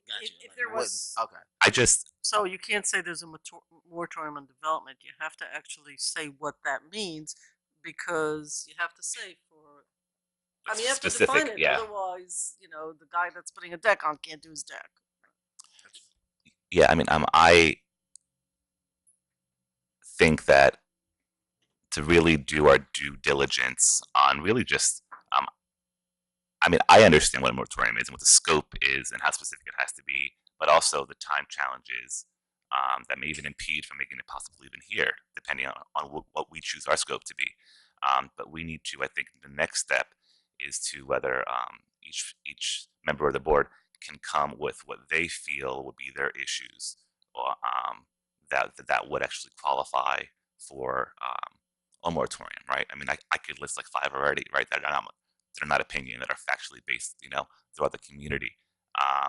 So I think that that's really what the next step is, and that way we could talk it out with our planner, and because the 5 of my issues, as Rika said, only 2 of them may actually be real, ones that could actually be backed up with fact and our legal team and stuff, right? But So actually, that is my question. I mean, you gave a couple of examples, but does the state is the state will the state allow you just to do a moratorium? Like if you say this is the issue, can you do it that way, or do they actually lay out parameters of actual reasons that you can call for a moratorium?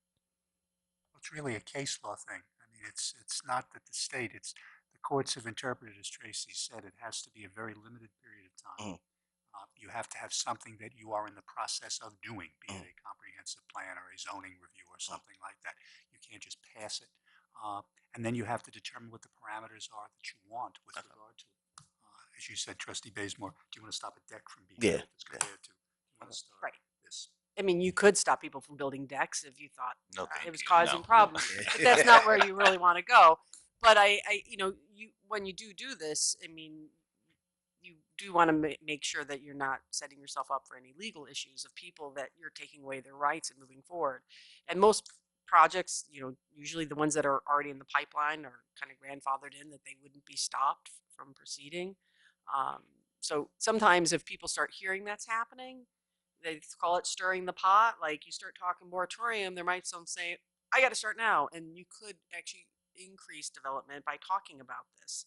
So it can go both ways too. So because it is hard to set that time frame of when you can start, that you could get some people who kind of have property, I'm thinking about it, we better jump in now before it's too late and get under these regulations. Okay. I'm looking at our calendar. It's October 10th. Our next work session is October 24th. That's our last work session before we get to see the shiny new manager's budget that'll be presented at the first Shiny. legislative session in November. And then we're going to spend a lot of time doing budgets in November before we pass our budget in the first week of December.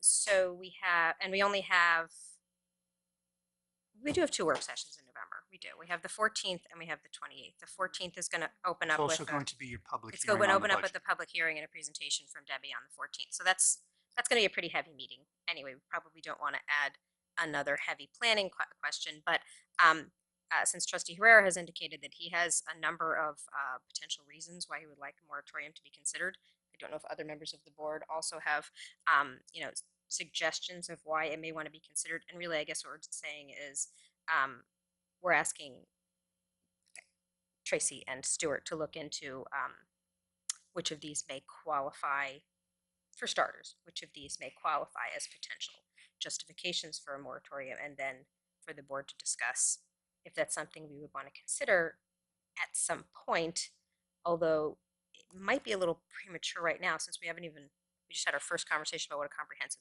plan looks like, because, well, I guess we'll have to see what the reasons are why somebody might want to call for a moratorium. I don't want to presume to understand that process better than I actually do.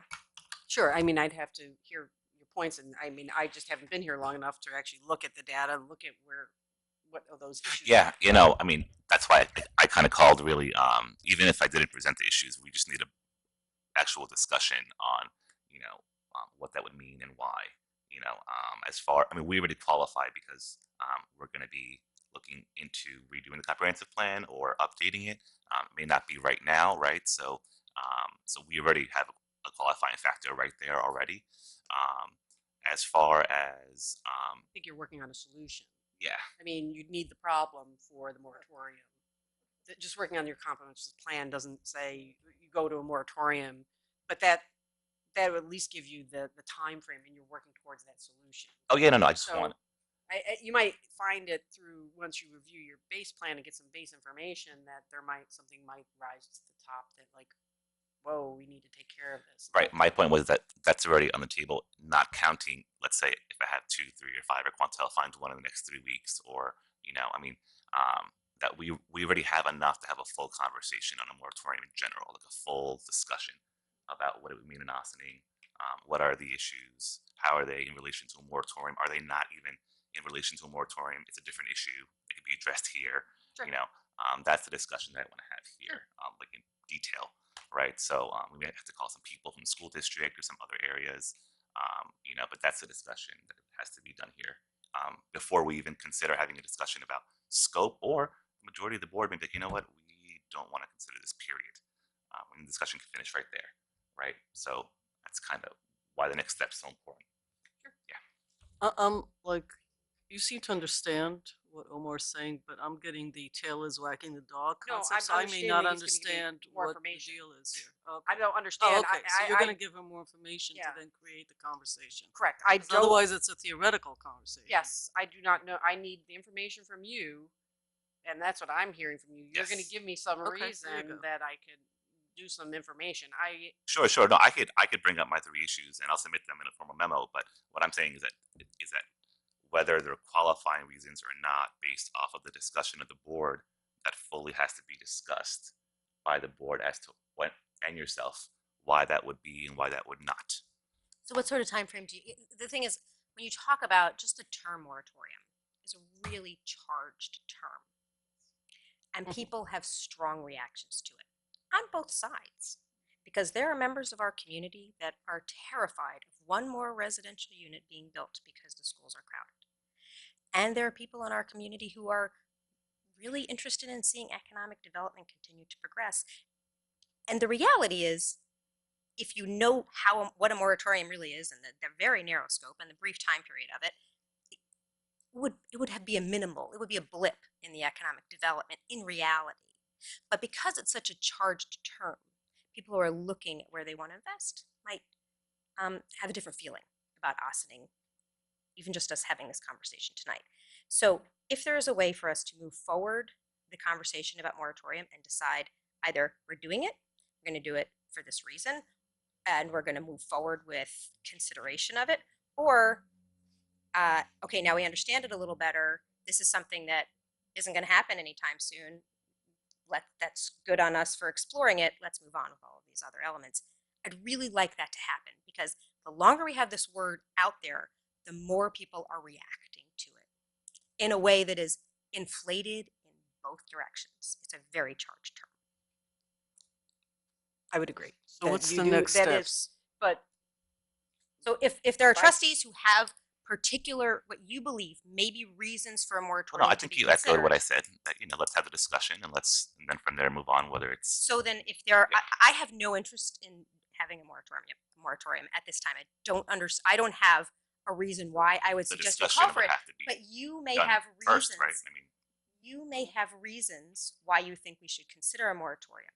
So it sounds like you do. So could you please send those to Tracy so she can look into and Corporation Council can look into whether or not those could be justifications for us to consider and what that would look like. Anybody else, please send them to Tracy. And then I don't know if 2 weeks from now is it a reasonable amount of time for us to discuss it or if it needs to be in November. I guess I'd have to see what those are. Okay. I mean, Right. I don't know how much research it would so take. to so deal the with main it. one for me was the school district and the school capacity issue and their overall plans and how they're at capacity and how our development and how their narrative about the village through their lens has been. I mean, that right there is I would have to call superintendent, the Board of Education, really. So, that's kind of what really triggered the whole call to action of discussion of it. So yeah, I mean, if with your help, if we could start contacting those two, the superintendent's office and the Board of Education. I'm actually Um, meeting with the superintendent in the morning and doing a tour of all the schools. Cool. Maybe this would be a separate meeting. Oh, I understand, but I can bring it up with them. But I already got some information from the demographers report and a couple of I don't want to call them master plans because they're not completely master plans when it comes to the schools and capacity and what they have to do in a couple years. So yeah, so I think we already have.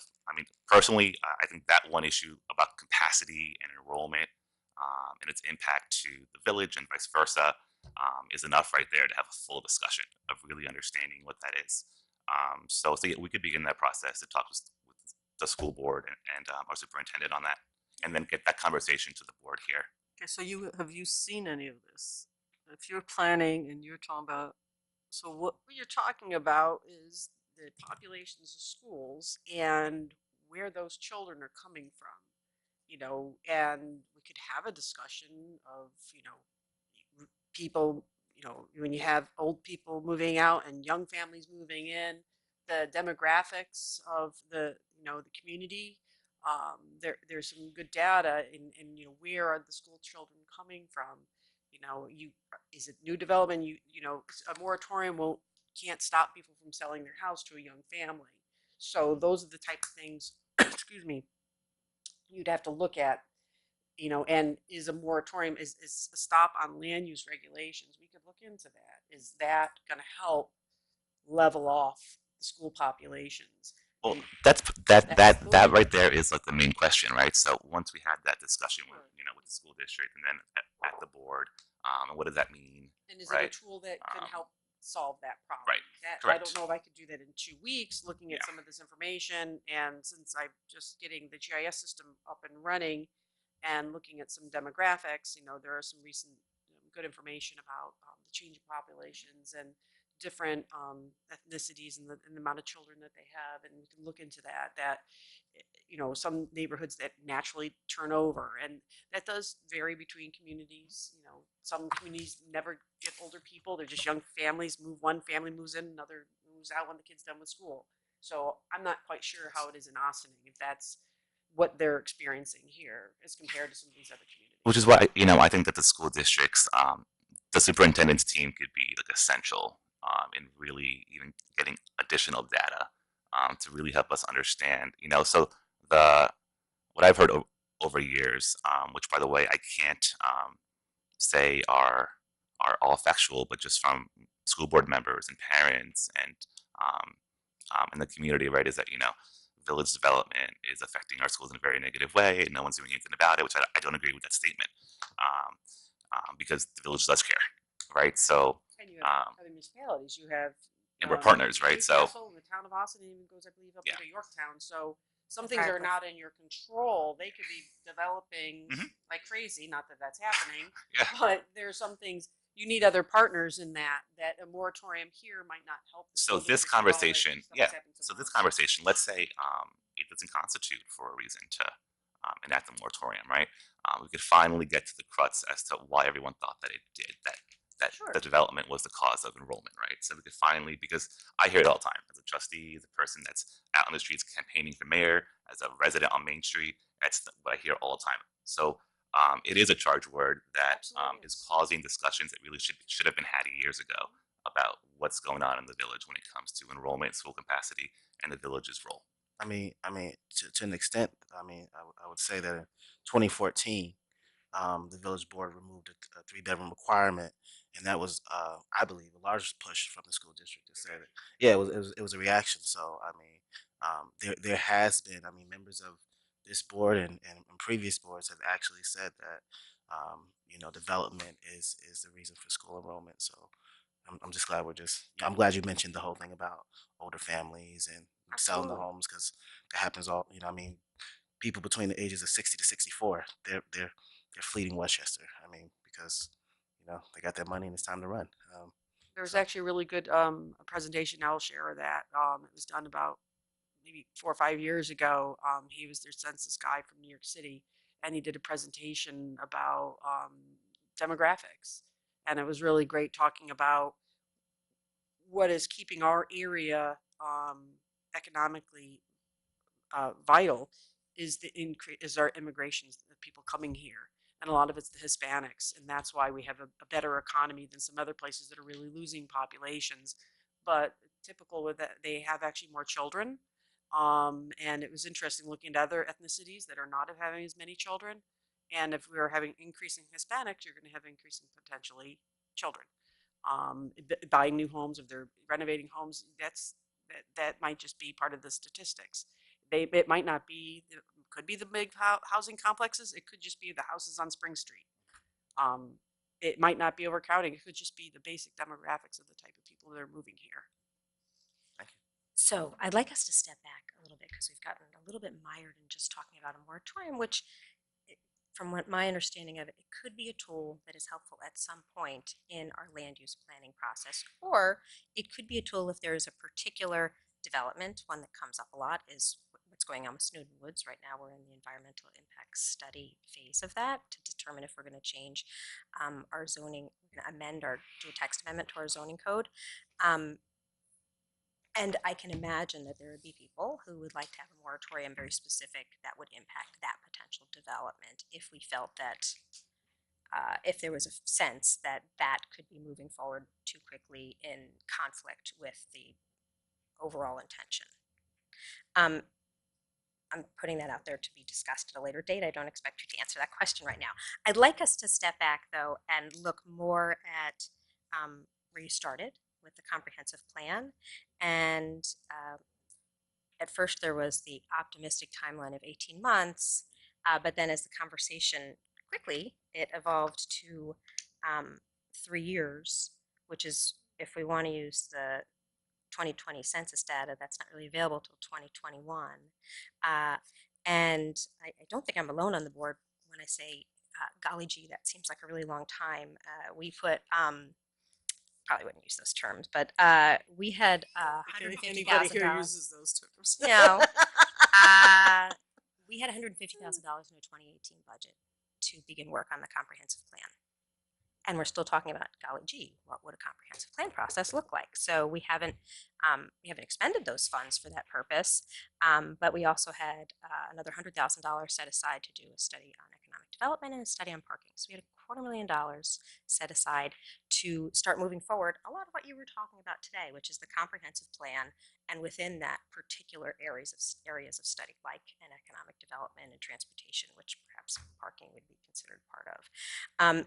You're with us now. We did some other things this year, and now you're here and can guide us on how we may move forward with the comprehensive plan. We had always sort of talked about a year because it's an update. It's not a whole new plan. That was what most of us had in our head. So 1.5 to 3 years is a little jarring still because we know the economy is going pretty well right now, and Ossining is doing really well right now, and there's interest from small little entrepreneurs and big developers who've done some great projects with mixed income development, and we don't want to miss out on opportunities while we are embarking on what is a very necessary and valuable plan. And as we move forward with that plan, we will absolutely, it is essential that we work closely with the school district. As we talk about all of those interest groups in the community and representations on the committee, the schools, because it is such a big concern in our community, what is the school population? What's the school district's plan? They have their demographic numbers, which are valuable, but not perfect. And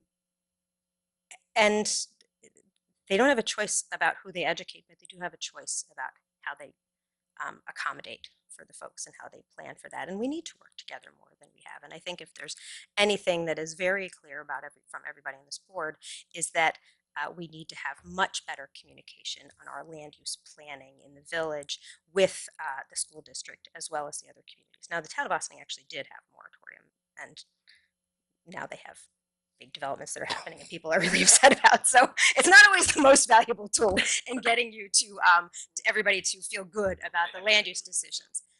Well, everybody has it for different reasons. Right. By definition, you would always have it for different reasons. Yeah, you can. You can. They had their own reasons, and then they opened up the floodgates, which is one of the issues that's coming up here. So. Okay, Can so I ask you? I need to just ask. I'm not answering the question. So can I ask you a question, please? No, I don't want to discuss. It's your agenda. I have my agenda. I want to ask a question. I don't have to answer every question asked me. A work session is a conversation. I get to choose the conversation I have. I don't have to answer everybody else's. So I have a question for you. When you do work sessions, conversations, is there what is your role in it? Like, since I have been a trustee, we really haven't had like a person like you here, like that's looking at things this way. So it's very new to me. So could you, like, what is your role in the comprehensive plan? What is your role in the moratorium? Like, I just want to understand your point of view of your role so that I have a better understanding of it. So I can ask more intelligent questions. I mean, a planner's job, I think, is to help facilitate your vision. And it's even to pull it out of you and provide you with information to make decisions. So my role here is to hear your problem and try and show you, well, or you have an issue, not a problem always, and show you the information and data in the best ways that I can.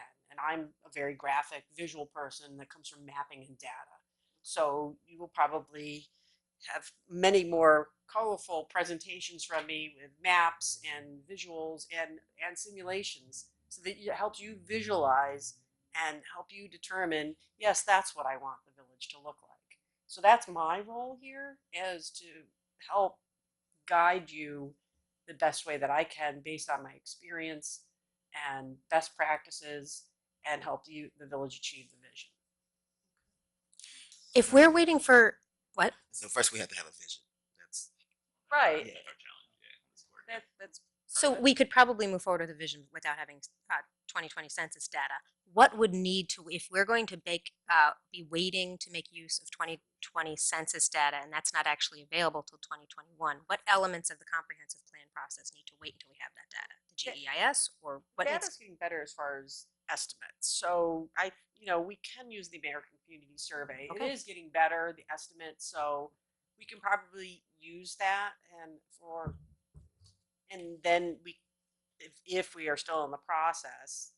I mean, I kind of thought the 18 months, I mean, that is optimistic, but I do think, my short time that I've been here, looking at some of the stuff that's been done recently, some parts, there's a lot of good information already there. Those housing studies really tore through and did a lot of evaluation of things. It was focused on certain things, but you might just have to update some of the other chapters. So I do think and that base information is sometimes what you can get really mired down in, is going over everything that's existing and educating people that are going to be making decisions, because you're going to have people around the table that come from all different aspects and have different points of view.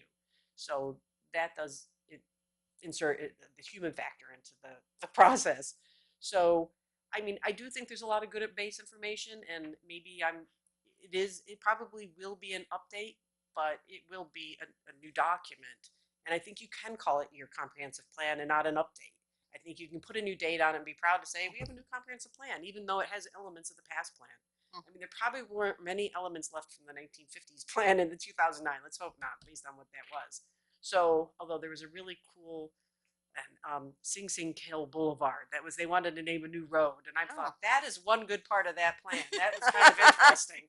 So there was something good in it. But so I do think having a new plan, just also from from the village, identity. It's nice to say we have a plan, and this is the new vision or the vision for not just an updated version. So, because I think it will, there might be pieces of it still seen since it wasn't that long ago. So tell us, with whether it's 18 months or 3 years for the comprehensive plan, updating exactly how we approach that and integrate all of the important pieces of it that we were talking about today. How does the affordable housing policy work in that timeline? Because we have a draft that we've been working on for quite some time. Today we started the process of declaring ourselves lead agency, and from there's going to be an initial 13-page EAF done, and then it's likely to be an unlisted action, we think. I mean, I'll confirm that, Please, but yeah, it's, give us a little more. there's one line, and I don't have it, that where it pushes when you're dealing with zoning conference plan, that pushes it into the type 1. And this one, I felt when that reading of that, and I'll have to work with Stuart, but I do believe it's an unlisted action. This one component of. Can you explain to us what this language means? It gets explained to me periodically when these things come up every year and a half, but unlisted? Unlisted, type 1, type 2. Just give us a little tutorial. Sure. The type 1, there are very set frame. There's maybe 12 identified actions that are type 1. I can share this list with you. And one of them is the update of a new comprehensive plan is a type 1 action. Anytime that you're redoing a zoning district, there's certain things that elevate to that. And then there's certain thresholds of housing development that becomes a type 1. And then the type 2 actions are more like maintenance. Like in anytime you do anything, you make a decision here, and that often requires an environmental review. If you're spending money, you have an authority to make a decision. Most of them are ministerial in a type 2, and you don't have to do any review. Type 2 is also a basic, like a deck, some of the small little variances, small in scale. The unlisted is anything that's not on either of those lists. So there is no list for unlisted. They have some examples, like that this is, that you can look, if you look back in some case law of, where things fit. But I'll share those lists. I don't know them off Thanks. the top of my head. But there are very defined lists on the New York State DEC website. Type 2 list adds another, I think, 20 or 25 to that list as of January 1st. And as a municipality, you are able to add things to the type 1 list if you so choose. Under your Un- environmental code chapter. Yes. Just in case. So, Stuart, I guess I'm asking a legal question. Jason, chime in, please. What we did tonight, we identified ourselves or declared ourselves lead agency, or at least we're setting that into motion. Our intent to be lead. Okay. When we get to the point of actually doing the EAF, do we need to have determined what will be included? And because right now we have a draft, and the draft hasn't come back to us since the last conversation we had with suggestions of what might be in it, and Tracy wasn't fully on board yet. So, I think it would be very valuable to have Tracy's input and insights based on what has, there's some questions about parking and some of the other suggestions and different parameters for how the bonus densities and AMIs were being determined. If we have basically a 30-day window before we expect to be declared lead agency, we could then theoretically move right into an EAF if we had finalized what the proposed law is, correct? Right. We have a, what's the best way to say this? We have the outlines of an action, but we don't have an actual action yet because we don't, we need to know to make a determination. One of the things Tracy and I had talked about is if you're going to go the comprehensive plan route, be it either a revision or a brand new comprehensive plan, you're going to need an environmental impact statement. And it would be a GEIS, a generic environmental impact statement. Your affordable housing could well dovetail into that. I mention that for one reason, is a cost reason, because otherwise you're going to be doing two environmental impact statements. One that relates to affordable housing, if it's determined that it's a positive declaration that the action would have an impact, a substantial impact on the environment for the affordable housing. And then you might also be doing one, and you would be doing one for the comprehensive plan. That's a foregone conclusion because that's a type 1. So you're going to, and I can't see that it would not have a positive declaration. So you're then going to potentially be looking at 2 environmental impact statements, which are not inexpensive because they're not. But So when we look at that 18-month, 3-year timeline, is there a sequence under which that needs to be undertaken, or can the GEIS be done early in that process, or does it need to wait until after we have more community input and the visioning and the? Oh, it's at the end. Sorry, it's at the end. Sorry. It would be done. And I do believe, you're talking tens of thousands of dollars to do the GEIS or doing the secret review, especially if you're doing an EIS. One of the They're- questions they then cost that a lot of I money. would have for you to take a look at, and I know that you said you like doing a lot of mapping. You've got the mapping software is now up, so maybe you'll be better equipped to be able to help us do a preliminary analysis on if the affordable housing policy were to move forward in something akin to what it is currently proposed at. And you made a very good point in your presentation. There are lots that are vacant, ready to be developed, or could nearly be ready to be developed. Some are publicly owned, some are privately owned. We also made the point that there are properties that, Sun Valley Nursery on Croton Avenue, off my house, it was a nursery for many years. It could suddenly become mixed use, mixed income development, which would be quite different. But 10 years ago, nobody might have been thinking about that as one of the properties that could very much transform its use. And there could be, I guess my question would be, how grand an impact is it possible for you to give us some preliminary assessment on the affordable housing policy. It's often said you're not going to be able to build yourself out of a housing crisis or out of an affordable housing crisis. But what are if we are holding off on for the next 3 years on doing an affordable housing policy, which was not at all what most of us had in mind when we started down this road? Um, how many Avalons and Ginsburgs are going to happen before we have an affordable housing policy? How many smaller properties are going to happen? How many more buildings like what we have on Croton Avenue and Linden Avenue with the 14 units? You know, a whole bunch, there would have been a much greater proportion of affordability in there if we had a different affordable housing policy than we currently do. And so how much are we going to miss out on in the next 3 years? That said, I don't want to pass a law that isn't good and well thought out, and it sounds like we couldn't without doing a rather expensive environmental impact statement. So how much insight can you provide for us now that you're on board? With the GIS system up and running, I can do a build out analysis under current zoning and taking a look at what we've done in the past in other communities in Westchester is looking at what we call underdeveloped properties. And that's where you could have a house that's on a single lot. And that potentially could be broken up into 2 lots.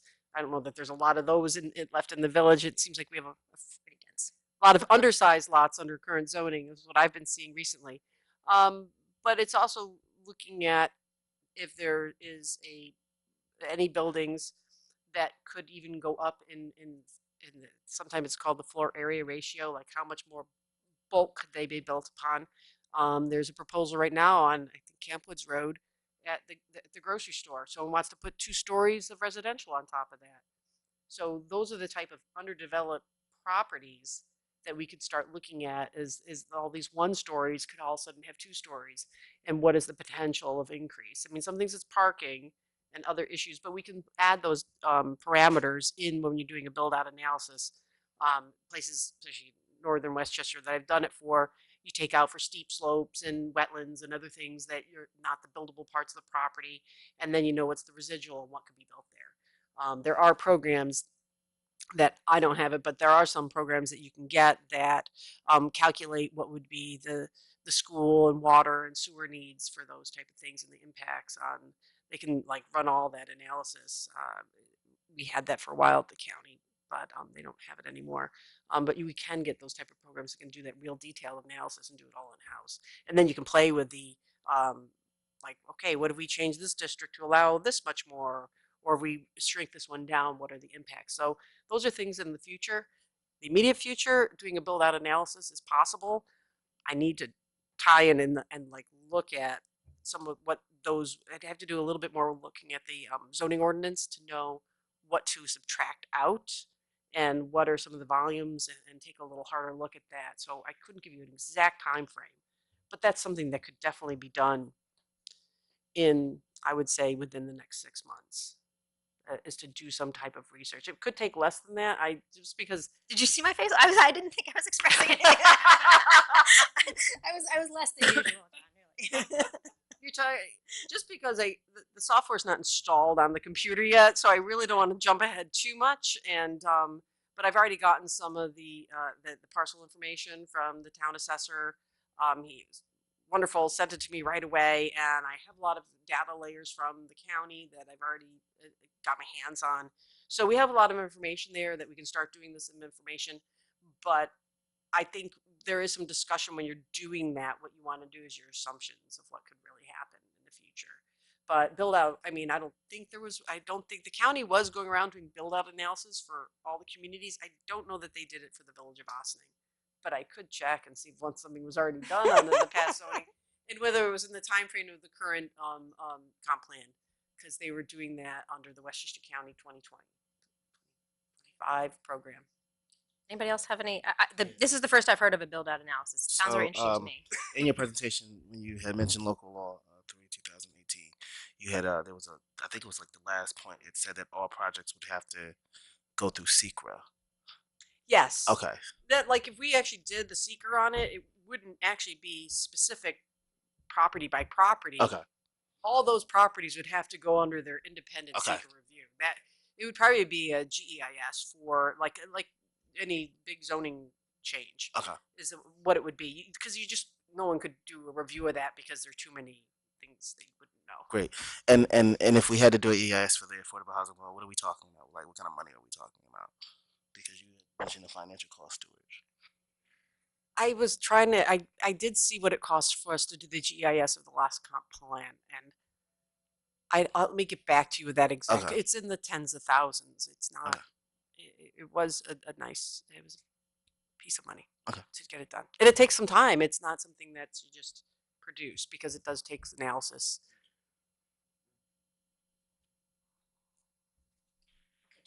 We've covered a lot, and I feel like I have as many questions now, and even better questions now, and you're going to have to come back again. But do we have specific next steps of what any of us are going to be sending to Tracy, and what Tracy, do you feel like you have a sense of how you want to move forward with this topic, which is rather I broad? really think that if you could, if you have questions, the first topic of what are the questions that we should be talking about, then I think if you can send that to us so that we can start to, I think that if we see what those questions are, then we can put a timeline to, like, some of them might be really quick discussions and others may require more time to analyze that. And so it might not just be at one work session, it might be at several. So, however you want to pick and choose, whatever that is. So, but the more we know in advance, and the more that we can prepare for how that's going to look. I would say that we do it at the next work session, that we have a preliminary outline of the ideas that you have, and we start to say this is what these are the things that we think that we can address quickly with you, and we can start that debate and dialogue, and then we can work into some of the larger or bigger projects. Or if you have a priority when you send them to us, let us know what your priority ones are so that we can focus on those. But again, I think that maybe at the next work session, we can just have a little item on there and we could start the discussion. And I think Omar asked though, which one? Both, like a separate one for moratorium, a separate one for, I didn't hear the answer to that. Well, because I don't know what all the questions are. No, but So I do you think she's want them saying each that separately Send me all so the that there's, questions. Planning related land use questions, Right. building from Right. tonight's discussion, because they are Right. all related to each other. They are. They're all intertwined. My moratorium one with the school district is a little bit more complicated. Mhm. So I guess I'll just schedule a meeting with you two, and then Okay. call the superintendent's office, tell the board, keep them like what Sure. conversations are happening Yeah. with school board, We can emails to the absolutely school do board, that. and I just want to be very transparent in like how I reach out to an entity that we work so close with. Okay. So okay. Yeah, So- that one is a little more complicated, but just send me the stuff and then we'll have an update at the next meeting. So Debbie, Jamie, could you send the board a reminder email, like maybe tomorrow, and say, please send us your questions following up on Tracy's presentation so that she can prepare for the 24th. Thank you. 'Cause sometimes And it's we'll late, just we'll forget. we'll just work together and put together how we're going to address that. Because if we want Tracy to have enough time to, if you want to have enough time to look it over, we should get back to you by the end of this week, I would imagine. So you have to prepare. If we have anything challenging, maybe we've got super simple questions and it'll be a quick conversation. It could be. It could be. All right. Thank you. We're all good. Can we let Ms. Corbett? All right. Enjoy your evening, ma'am. Thank you. Oh, and I don't think we need to take a break, right? Is this going to be a nice quickie one here, Mr. Kahan? I think so. It's, seriously. But we do have some executive session. But we can take a break between, right? Okay. Yeah. We usually take a break by 9 o'clock, and we haven't yet tonight. But if this is a quick legal question, this actually ties in nicely to what we were just talking about. oh, do you want Tracy to But stay? Tracy, no, she can leave. Okay. It's I need to hold it. This involves the property that is next to the Jiffy Lube, which is the empty property that's there. You mean the We'll Valvoline? call- I'm sorry? Right up here, Valvoline? Valvoline Jiffy Lube. I'm sorry, whatever. Same difference. It's my, whatever. You say tomato, I say tomato. Just want to make sure we know what we're talking about. Yes. But the applicant had gone before the planning board and had gotten preliminary approval there, but his application for area variances was denied. The applicant has now sent an application to this board to remap that area. The location where the property is located is in the MF2 multifamily 2 district. What he is asking the board is to remap it to the NC2, which is Neighborhood Central District, which is what the Valvoline is and what all the other businesses are. He is sort of the last of that area. And so this is an application for a remapping of that one particular location. The points that are made here, and just briefly, in the multifamily 2 district, you must have a minimum of 40,000 square feet for your lot. This lot is no bigger than 17,000 square feet. And so for a variety of reasons, the zoning board denied the area variances. And there's a lengthy resolution in here going into everything that was denied. The applicant did commence an Article 78 proceeding against the zoning board. That is essentially being held in abeyance because his preference would be to just get the map change. I'm here tonight because in accord with our village code, this gets referred to the planning board. Planning board then comes back with a recommendation back to you. So what I would simply ask is that I would do this through a resolution next week is that we acknowledge the receipt. Just so you know, it was received initially on September the 7th. I'm not coming to you till now because the fee for the application was not received until October 3rd.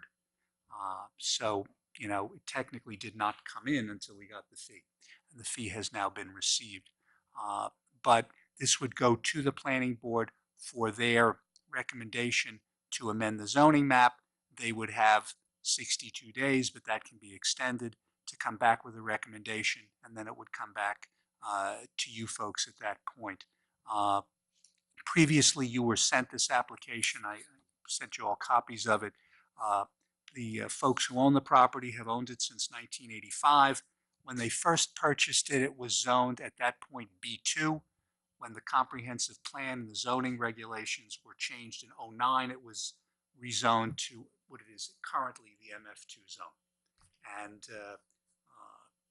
it is stated in here, my clients were unaware of the rezoning. I won't make any comments with regard to that particular statement, except to say that the Bakers did come to each of the planning board meetings. They came to each of the zoning board meetings.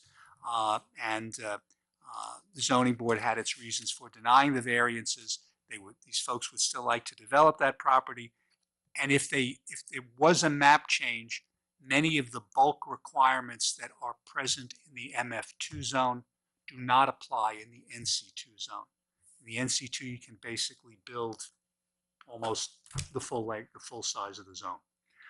There's a lot more that he would be able to do. Residential use in the NC2 zone is a conditional use, so it would still require a planning board conditional use permit, but he would not be as limited in terms of the size requirements, because in the MF2 there are significant setback things which basically could not be met here, given both the shape and the amount of the size of the zone. So they're asking for a map change, and it would just get referred to the planning board. But I'm happy to answer any questions you folks have at this point. Yes, please. You mentioned that, well, first of all, do we know what was on that property? I mean, there was a structure on that property, wasn't there, back in the day? I mean, did the Bakers buy it as a lot? I mean, there was something that sat in that. My understanding, though, is that from the time they bought it, in all my years in Ossining, I do not recall something on that property. Neither do I. That's why I'm. So I think when the Bakers bought it, The for sale sign. they bought it vacant. They never developed it. Right. Okay. So I they think it's always they bought the lot, but when they bought it, it was the old zoning, which was what was a B2. A B2, and what was B2? It was all I know. Trustee commented was that point. It was a business 2 zone. So, but it was not multifamily at that point. Okay. It was that time, but they did not develop it at that point. So the So part of the reason that they were denied by the zoning board had to do with the square footage of the lot. It part of the reason for the denial by the zoning board was that there were a number of setback variances they were asking for, which the zoning board had issues with. The zoning board had certain issues in terms of traffic control that might be in that area. There were objections that were raised by particularly the apartment complex next, which I think is 6068 Croton Avenue. This building, I refer to it just as Croton Avenue because it actually doesn't have a number because there's no building there. But there were certain objections that were raised by the adjoining location in terms of, where would cars park? How would they get in there? How would they have access to it? Refresh my memory, how many units are proposed? I think they were proposing, Trustee Herrera, I believe it was 12. Okay. And there was a question, would they lower that number of units? The zoning board, they kept the hearing open for multiple meetings, and they had a lot of discussions. And if you look at their resolution, it was a fairly lengthy resolution, and they all the different factors as to why, the reason for denying it went into. One of the points that was made by the applicant was that two of the requested variances, one for lot size, in essence had to be granted because they only had 17,000 square feet. So they could never meet the 40,000 foot requirement anyway under any circumstance. There was another, I think, with a rear setback that, given the way the property was set, there was no other way they could do it. But there were other different setback variances that they were requesting that just were problematic to the zoning board and resulted, in their denial based upon the various factors for that. So they're now essentially saying, well, we still want to build. What will happen with the Article 78, we don't know. I think so. To them, they wanted to see if they could possibly then change the map so that they would be within the zone that is what the Valvoline is essentially, and not within the multifamily. So what I'm hearing from you is right now you're saying next week I'd like to put on a resolution that we ask the planning board for their opinion. We send it to them. Okay, Correct. and that's the only decision we have to make is, will we ask the planning board That's for all. their opinion? Great. I think that'll be very easy to put on the agenda, and we can definitely move forward with that. And really what ultimately is being asked for is, do we want to redraw the map to add this piece of land into the zone that exists in its adjacent property? That's it in a nutshell, correct. Doesn't mean that they could build what they want to build, even if it was NC2. No, but they'd have fewer of the setback restrictions that they do in the MF2. All right, That's that'll correct. be interesting to explore when we get to that point. That's right. And my last question. Yeah. How much was the fee? That took a month. $1,500. $1,500? Oh my. It just be I clear, just, they waited a month to No. pay the fee so we could move forward. So I'm just $1,500. curious. Point out that it's Small amount of money. $1,500 is the base fee. It is then X number. It's I think $100 or $150 per unit. But since he doesn't have anything built there and he doesn't have a plan yet, it's just the base fee. I'll compare it to, for example, Snowden Woods.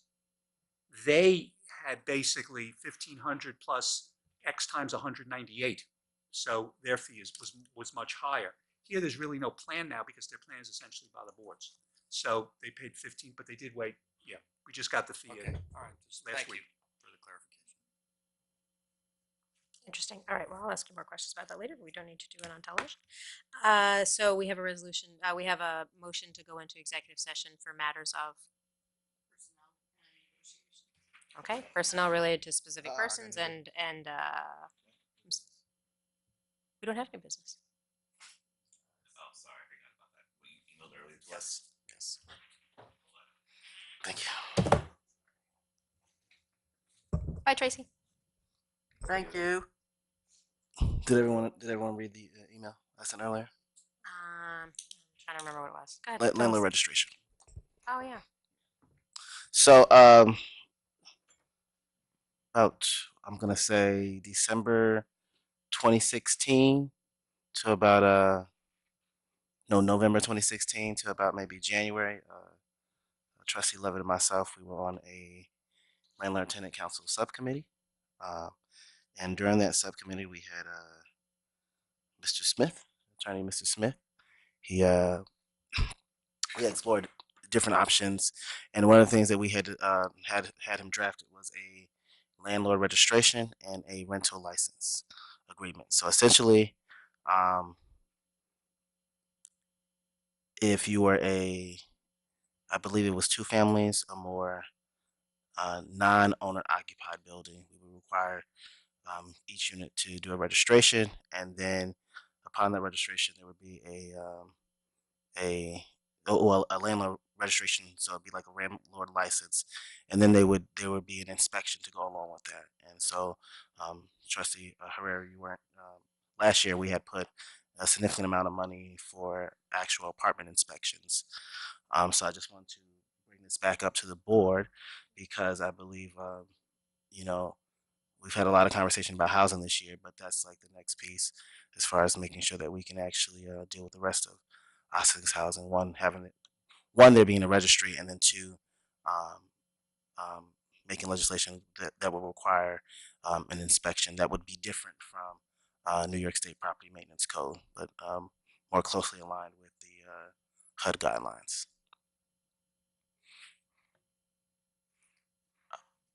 This question was am I on?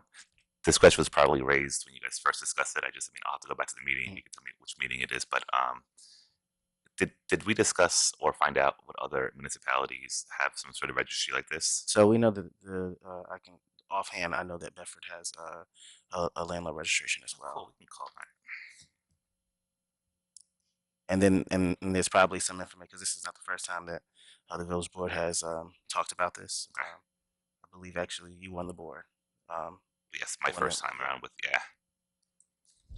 Trustee Casada brought it up. Yes. Former. So What's your question? not a question. I just You're just wanted to- following up on Yeah, continuing just following business, up. right? Yeah. That hasn't been addressed. Okay. So I guess it's actually continuing business from a year ago. Yeah, technically. Yeah, I guess I'm not even sure exactly where it went. At one point, there was some estimates that went out, right, for private For companies. one private Mhm. company to come in and do inspections, right? Okay. Well, we did move forward at the time, but I don't recall if it just other things took priority and we kind of got lost in the shuffle, or if there was a decision made, well, this path that we thought we were going to take isn't going to work, and we never then What? restarted the path. So what I remember at the time, because there was there was a move to really constitute the landlord tenant council, and then two, there was I think there were some personnel issues in the building department that had to. I believe at the time that you weren't comfortable talking with CVR at the time because there was some personnel issues. I think there's like a vacancy that you wanted to fill before you engaged with CVR because I believe it was your feeling that even though we would have a separate company do it, that there would have to be someone within that building department to kind of oversee the process. So that's what I recall. But there were some other challenges because we didn't have legislation on the books that allowed those people to go in and inspect those properties. And so even though we would have hired them to go and do the inspections, They can't do it. People Okay. could have said, no, I'm not going to let you in, and then they wouldn't have been able to achieve their goals. So that was the other complicating piece of that. And we didn't have anybody lined up that could manage that project. And we still don't have anybody that can manage that project. And you're going to be hearing from me a recommendation for adding more staff based on the legislation that you just passed for building registrations and all the other things that go along with code enforcement. So that's a very huge project, and it's a great project, but it is going to require manpower to do that. So I think that what you're going to find is that we're going to be able to get into different apartments, and we're going to be able to do more of the code enforcement that I think that you were looking for, and not just from the property maintenance, but from the Section 8. And I hear exactly what you're saying and know what you're looking for. But I think that as we ramp up our staff to be able to do various things, we're going to be able to do those things without hiring another company to do it. But again, it has to be a managed project, or we're not going to do it well. So you're right. But the big problem was even if we hired a company to go in and do an inspection, they found something wrong, then our inspector, we're going to have to go back and do it again because then, because they're not legally allowed to write it, A, get in, and B, write it up as a code enforcement issue. Has the code changed? Has the circumstances of the code changed? Because you mentioned that there are a couple of obstacles to why we couldn't move forward at the time. One of them is The code- staffing, which is right. still a challenge, but is the code changed to allow more access? The Um, access that would be necessary for what you're describing. So you passed legislation that gives us additional rights to get into properties. That was huge for us. So yes, the code has changed. Okay. Based on So you're talking about with respects to the one we just passed, and there was like yes. a list of Mhm. mailboxes and Right. Assumptions that we get Assumptions. hold up. Right, Bring absolutely. to court to So help us. those were some of the prior obstacles, and then through the work that you all did, now those are things that we can overcome because we can get in. But you're talking about a landlord Yeah. registry, which is a comprehensive Yeah. landlord a registration of every unit and who Absolutely. is the owner. Who's the owner? How many apartments are in That's each a unit? huge project to undertake. So I think that what we ought to do is continue to talk about what it is you're trying to achieve because we may be able to achieve it through the staffing that we're doing. It might not look the way that you have envisioned, but we might be able to get what you are looking for.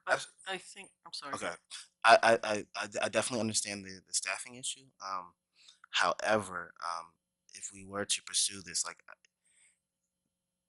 there may be things that there may be technology we can actually use. Like we're not the first community that has done landlord registration, and there's just some communities that really, and I'm actually talking slightly outside of Westchester County, that there's software that you can use. So there might be, if this is something we want to pursue, there might be some technological advances that might make it easier so that you won't actually have to add a staff person. It just may be more of software. So Okay, we can talk about yeah, we can talk operations. about Yeah, that. I understand where you're going though. I would just add to Quantel's points, with all due respect, the purpose when we were on a subcommittee together was that it wasn't clear to us that we were ever going to get to a point to do this in-house. You could keep adding lots of staff, but there is so much code enforcement that's been discussed and needs to get done. There are so many other things that we were trying to come up with a solution where an outside firm can do not an inspection at the nth level, but rather the least amount of effort based on the HUD piece that you brought to the table.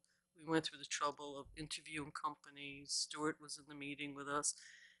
It just feels like the path of the inspection mode we're trying to come up, and I think we need to get your help, and maybe now with Tracy, like that's what I was trying to figure out, even her role.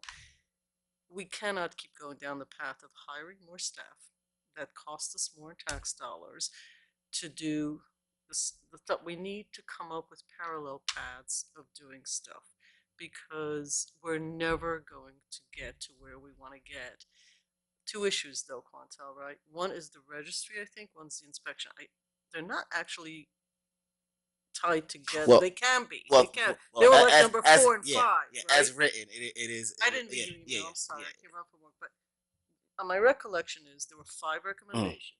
Number 4 and 5, or 3 and 4. There were 2 separate pieces because we're looking on a macro level. I think what Quantel and I looked at, and he's articulating here again, is we can't keep adding staff at full-time levels to keep doing this. There's got to be a different way of approaching registering. So people having leases was one of them, registering, and having conversations. So I don't think you're ever going to have enough staff to do everything. I mean, I'm sorry. I just, this is not realistic conversation. But what is realistic? And we talked about this. We interviewed these folks. You could do a tenth of the buildings. You can do, that's where you and I differed. Yeah. I understand. You want to do the whole thing, and I said, let's do a smaller portion and get. That's a micro discussion of a difference of how much, right? The macro is to do it to do it at all. And I think that as you go through budget, there has to be a real conversation about how to do that. Now, the only thing I don't understand, and I'm going to look to Stuart, is I don't know if some of the units, we had a number, And we said, oh, if they've been done last 3 years or 5 years, because we were trying to reduce the cost to the taxpayers. We were trying to say, let's be reasonable here. Let's find an agency speaking Spanish, available with 800, all that stuff. Using iPhones to take pictures. We went through this whole conversation a bit. I guess it's a year ago. It doesn't seem like a year ago. I don't want to repeat that conversation.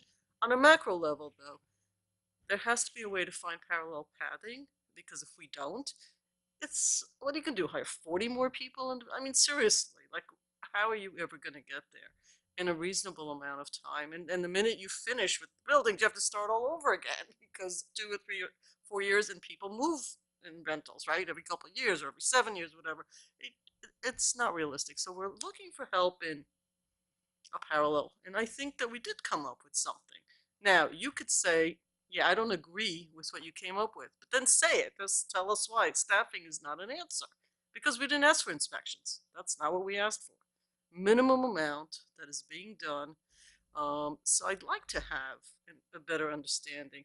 And maybe you can come back and say, look, I looked at the budget. The most we can do for you in this year is 100 units, not 1,000. Okay, but then help us understand like that. I don't want to speak for Quantel, but I think we had this conversation. Our only difference of opinion was numbers of the scope, which I think can be worked out. That's like but you start 10 units and up. You do only 50 units or up, or only 25. I mean, we can work that out.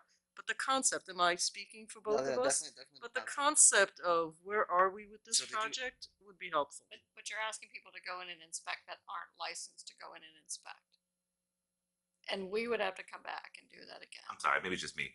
The registry process, planning process, is completely separate than the inspections, or is it part of? I know it's part of it. Yeah. But So So we're talking about there can always be like a separate landlord registration. At the time, when Mr. Smith was drafting, it was this idea that once you did a registration, then there would be a minor inspection, because in our first hearings of ETPA, there was a lot of testimony about the quality of housing. So that's 2016. So once you was like, oh, we got staffing issues, I was like, all right, all right, we have staffing issues. But I do think it's important that we bring it up again, because, again, at least sit down and talk with the people, because On how to do it, and if we can't do it from a legal perspective, then we have to have that discussion. But it is on the table. yeah, from and a we year had, ago. like I said, we had proposed legislation. So if it was the legislation stuff, that's And a question for you: how does ETPA fit into it? well, that would let me just say, with ETP, like this wouldn't ETPA units wouldn't fall under this. Okay, so that's different from So when those we. are all taken care of. Well, so that takes off an X number of units off the table. So now you've got a smaller group, right? Nothing new, nothing. Maybe you and I discussed. You wanted like 2 and up. I said 10 and up. Again, variations, but I really would like your help and how to look at it. What a budget, and look, if it's no, it's no. But then let's say it's no. But I mean, right now we're still like with the follow up, and we should address it. So this is something that the board, at least the two of you who served on the Landlord Tenant Relations Council and brought us these original recommendations, these two were kind of dropped. We started them, we sort of dropped them, but if we pick them back up, there would be some cost involved, and so that's something to consider for the 2019 budget. Have enough information to be able to incorporate that in the next 2 weeks. And there's still the 140 from this year. That just still wasn't. this year's That money. wasn't even touched. Right. We Okay. had Okay. actually, I think that's why he's bringing it up. I didn't read your emails. I don't really, but you're right. By the way, we shouldn't say landlord tenant council, because now that there is a council, we're not representing them. We haven't addressed this with them actually at all. So I don't want to say that, but the subcommittee that we did, just so the public understands that it's just the two of us, we're not here to represent those people that are sitting Right. now in a But real the Landlord council. Tenant Relations Council and the reconstituting of that was one of the outgrowths of the subcommittee that the two of you. It was a worked on. recommendation, which, by the way, the board did Mhm. not agree on, right? It was our recommendation. We had 5, 2 or 3 of them were agreed to. This was being looked at, and now we'd like to maybe Look at it again. At that, So is that a conversation we're having with the landlord tenant committee? No. I don't know. I mean, for legislation purposes. I mean, Well, it was already recommended, right? So Yeah. at this point, it's kind of back to It wasn't recommended by the No, Limited it Generations wasn't. Council. They didn't really subcommittee. exist. Sorry, subcommittee. Or that's why I made Yeah. it clear Yeah. that it's just the two Right. of us. Would we want to have a discussion the next time and put on their agenda for their input? Does it hurt to speak to a number of citizens who have been working very hard? I don't see a harm in it to get their input. I mean, I'm a big proponent of citizen committees for this reason. Do we have to have it? Like, not really for legal purpose, but would it be a considerate thing to do is get input from 9 people who have been working really hard and are very passionate about this? I don't know why we wouldn't. I mean, we don't have to, but you'd have to just No, but- decide what you want to do. One of the reasons these committees exist is to provide us with advice and insight into the particular areas that they're focused on. So it would be beneficial. And first and foremost, I guess you probably thought you had that $140,000 to just carry over, but now it would continue to be dedicated. Okay. So it was Oh, going to you be might one still of those. have to carry. Yeah. Yeah, it sounds like what Right, what so you we're two are not- proposing is that phase. we maintain it to be earmarked for that. We're not ready to spend. So my philosophy is we don't do a purchase order reserve it. We just. So remember last year we did an additional allocation of fund balance for very specific items, and we would do that again. if we wanted to. Okay. So looking forward to hearing about it. Is there anything else that I'm forgetting about? All right. Motion to adjourn to executive session for matters of personnel related to specific persons and collective bargaining. Collective bargaining? Well, there's 2 negotiations, so contract negotiations and collective bargaining. So moved. Second. All in favor? Aye. Thank you very much for joining us. Next week, we will be at the Birdsall Fagan Police Court facility for our regular meeting. This meeting is adjourned to executive session.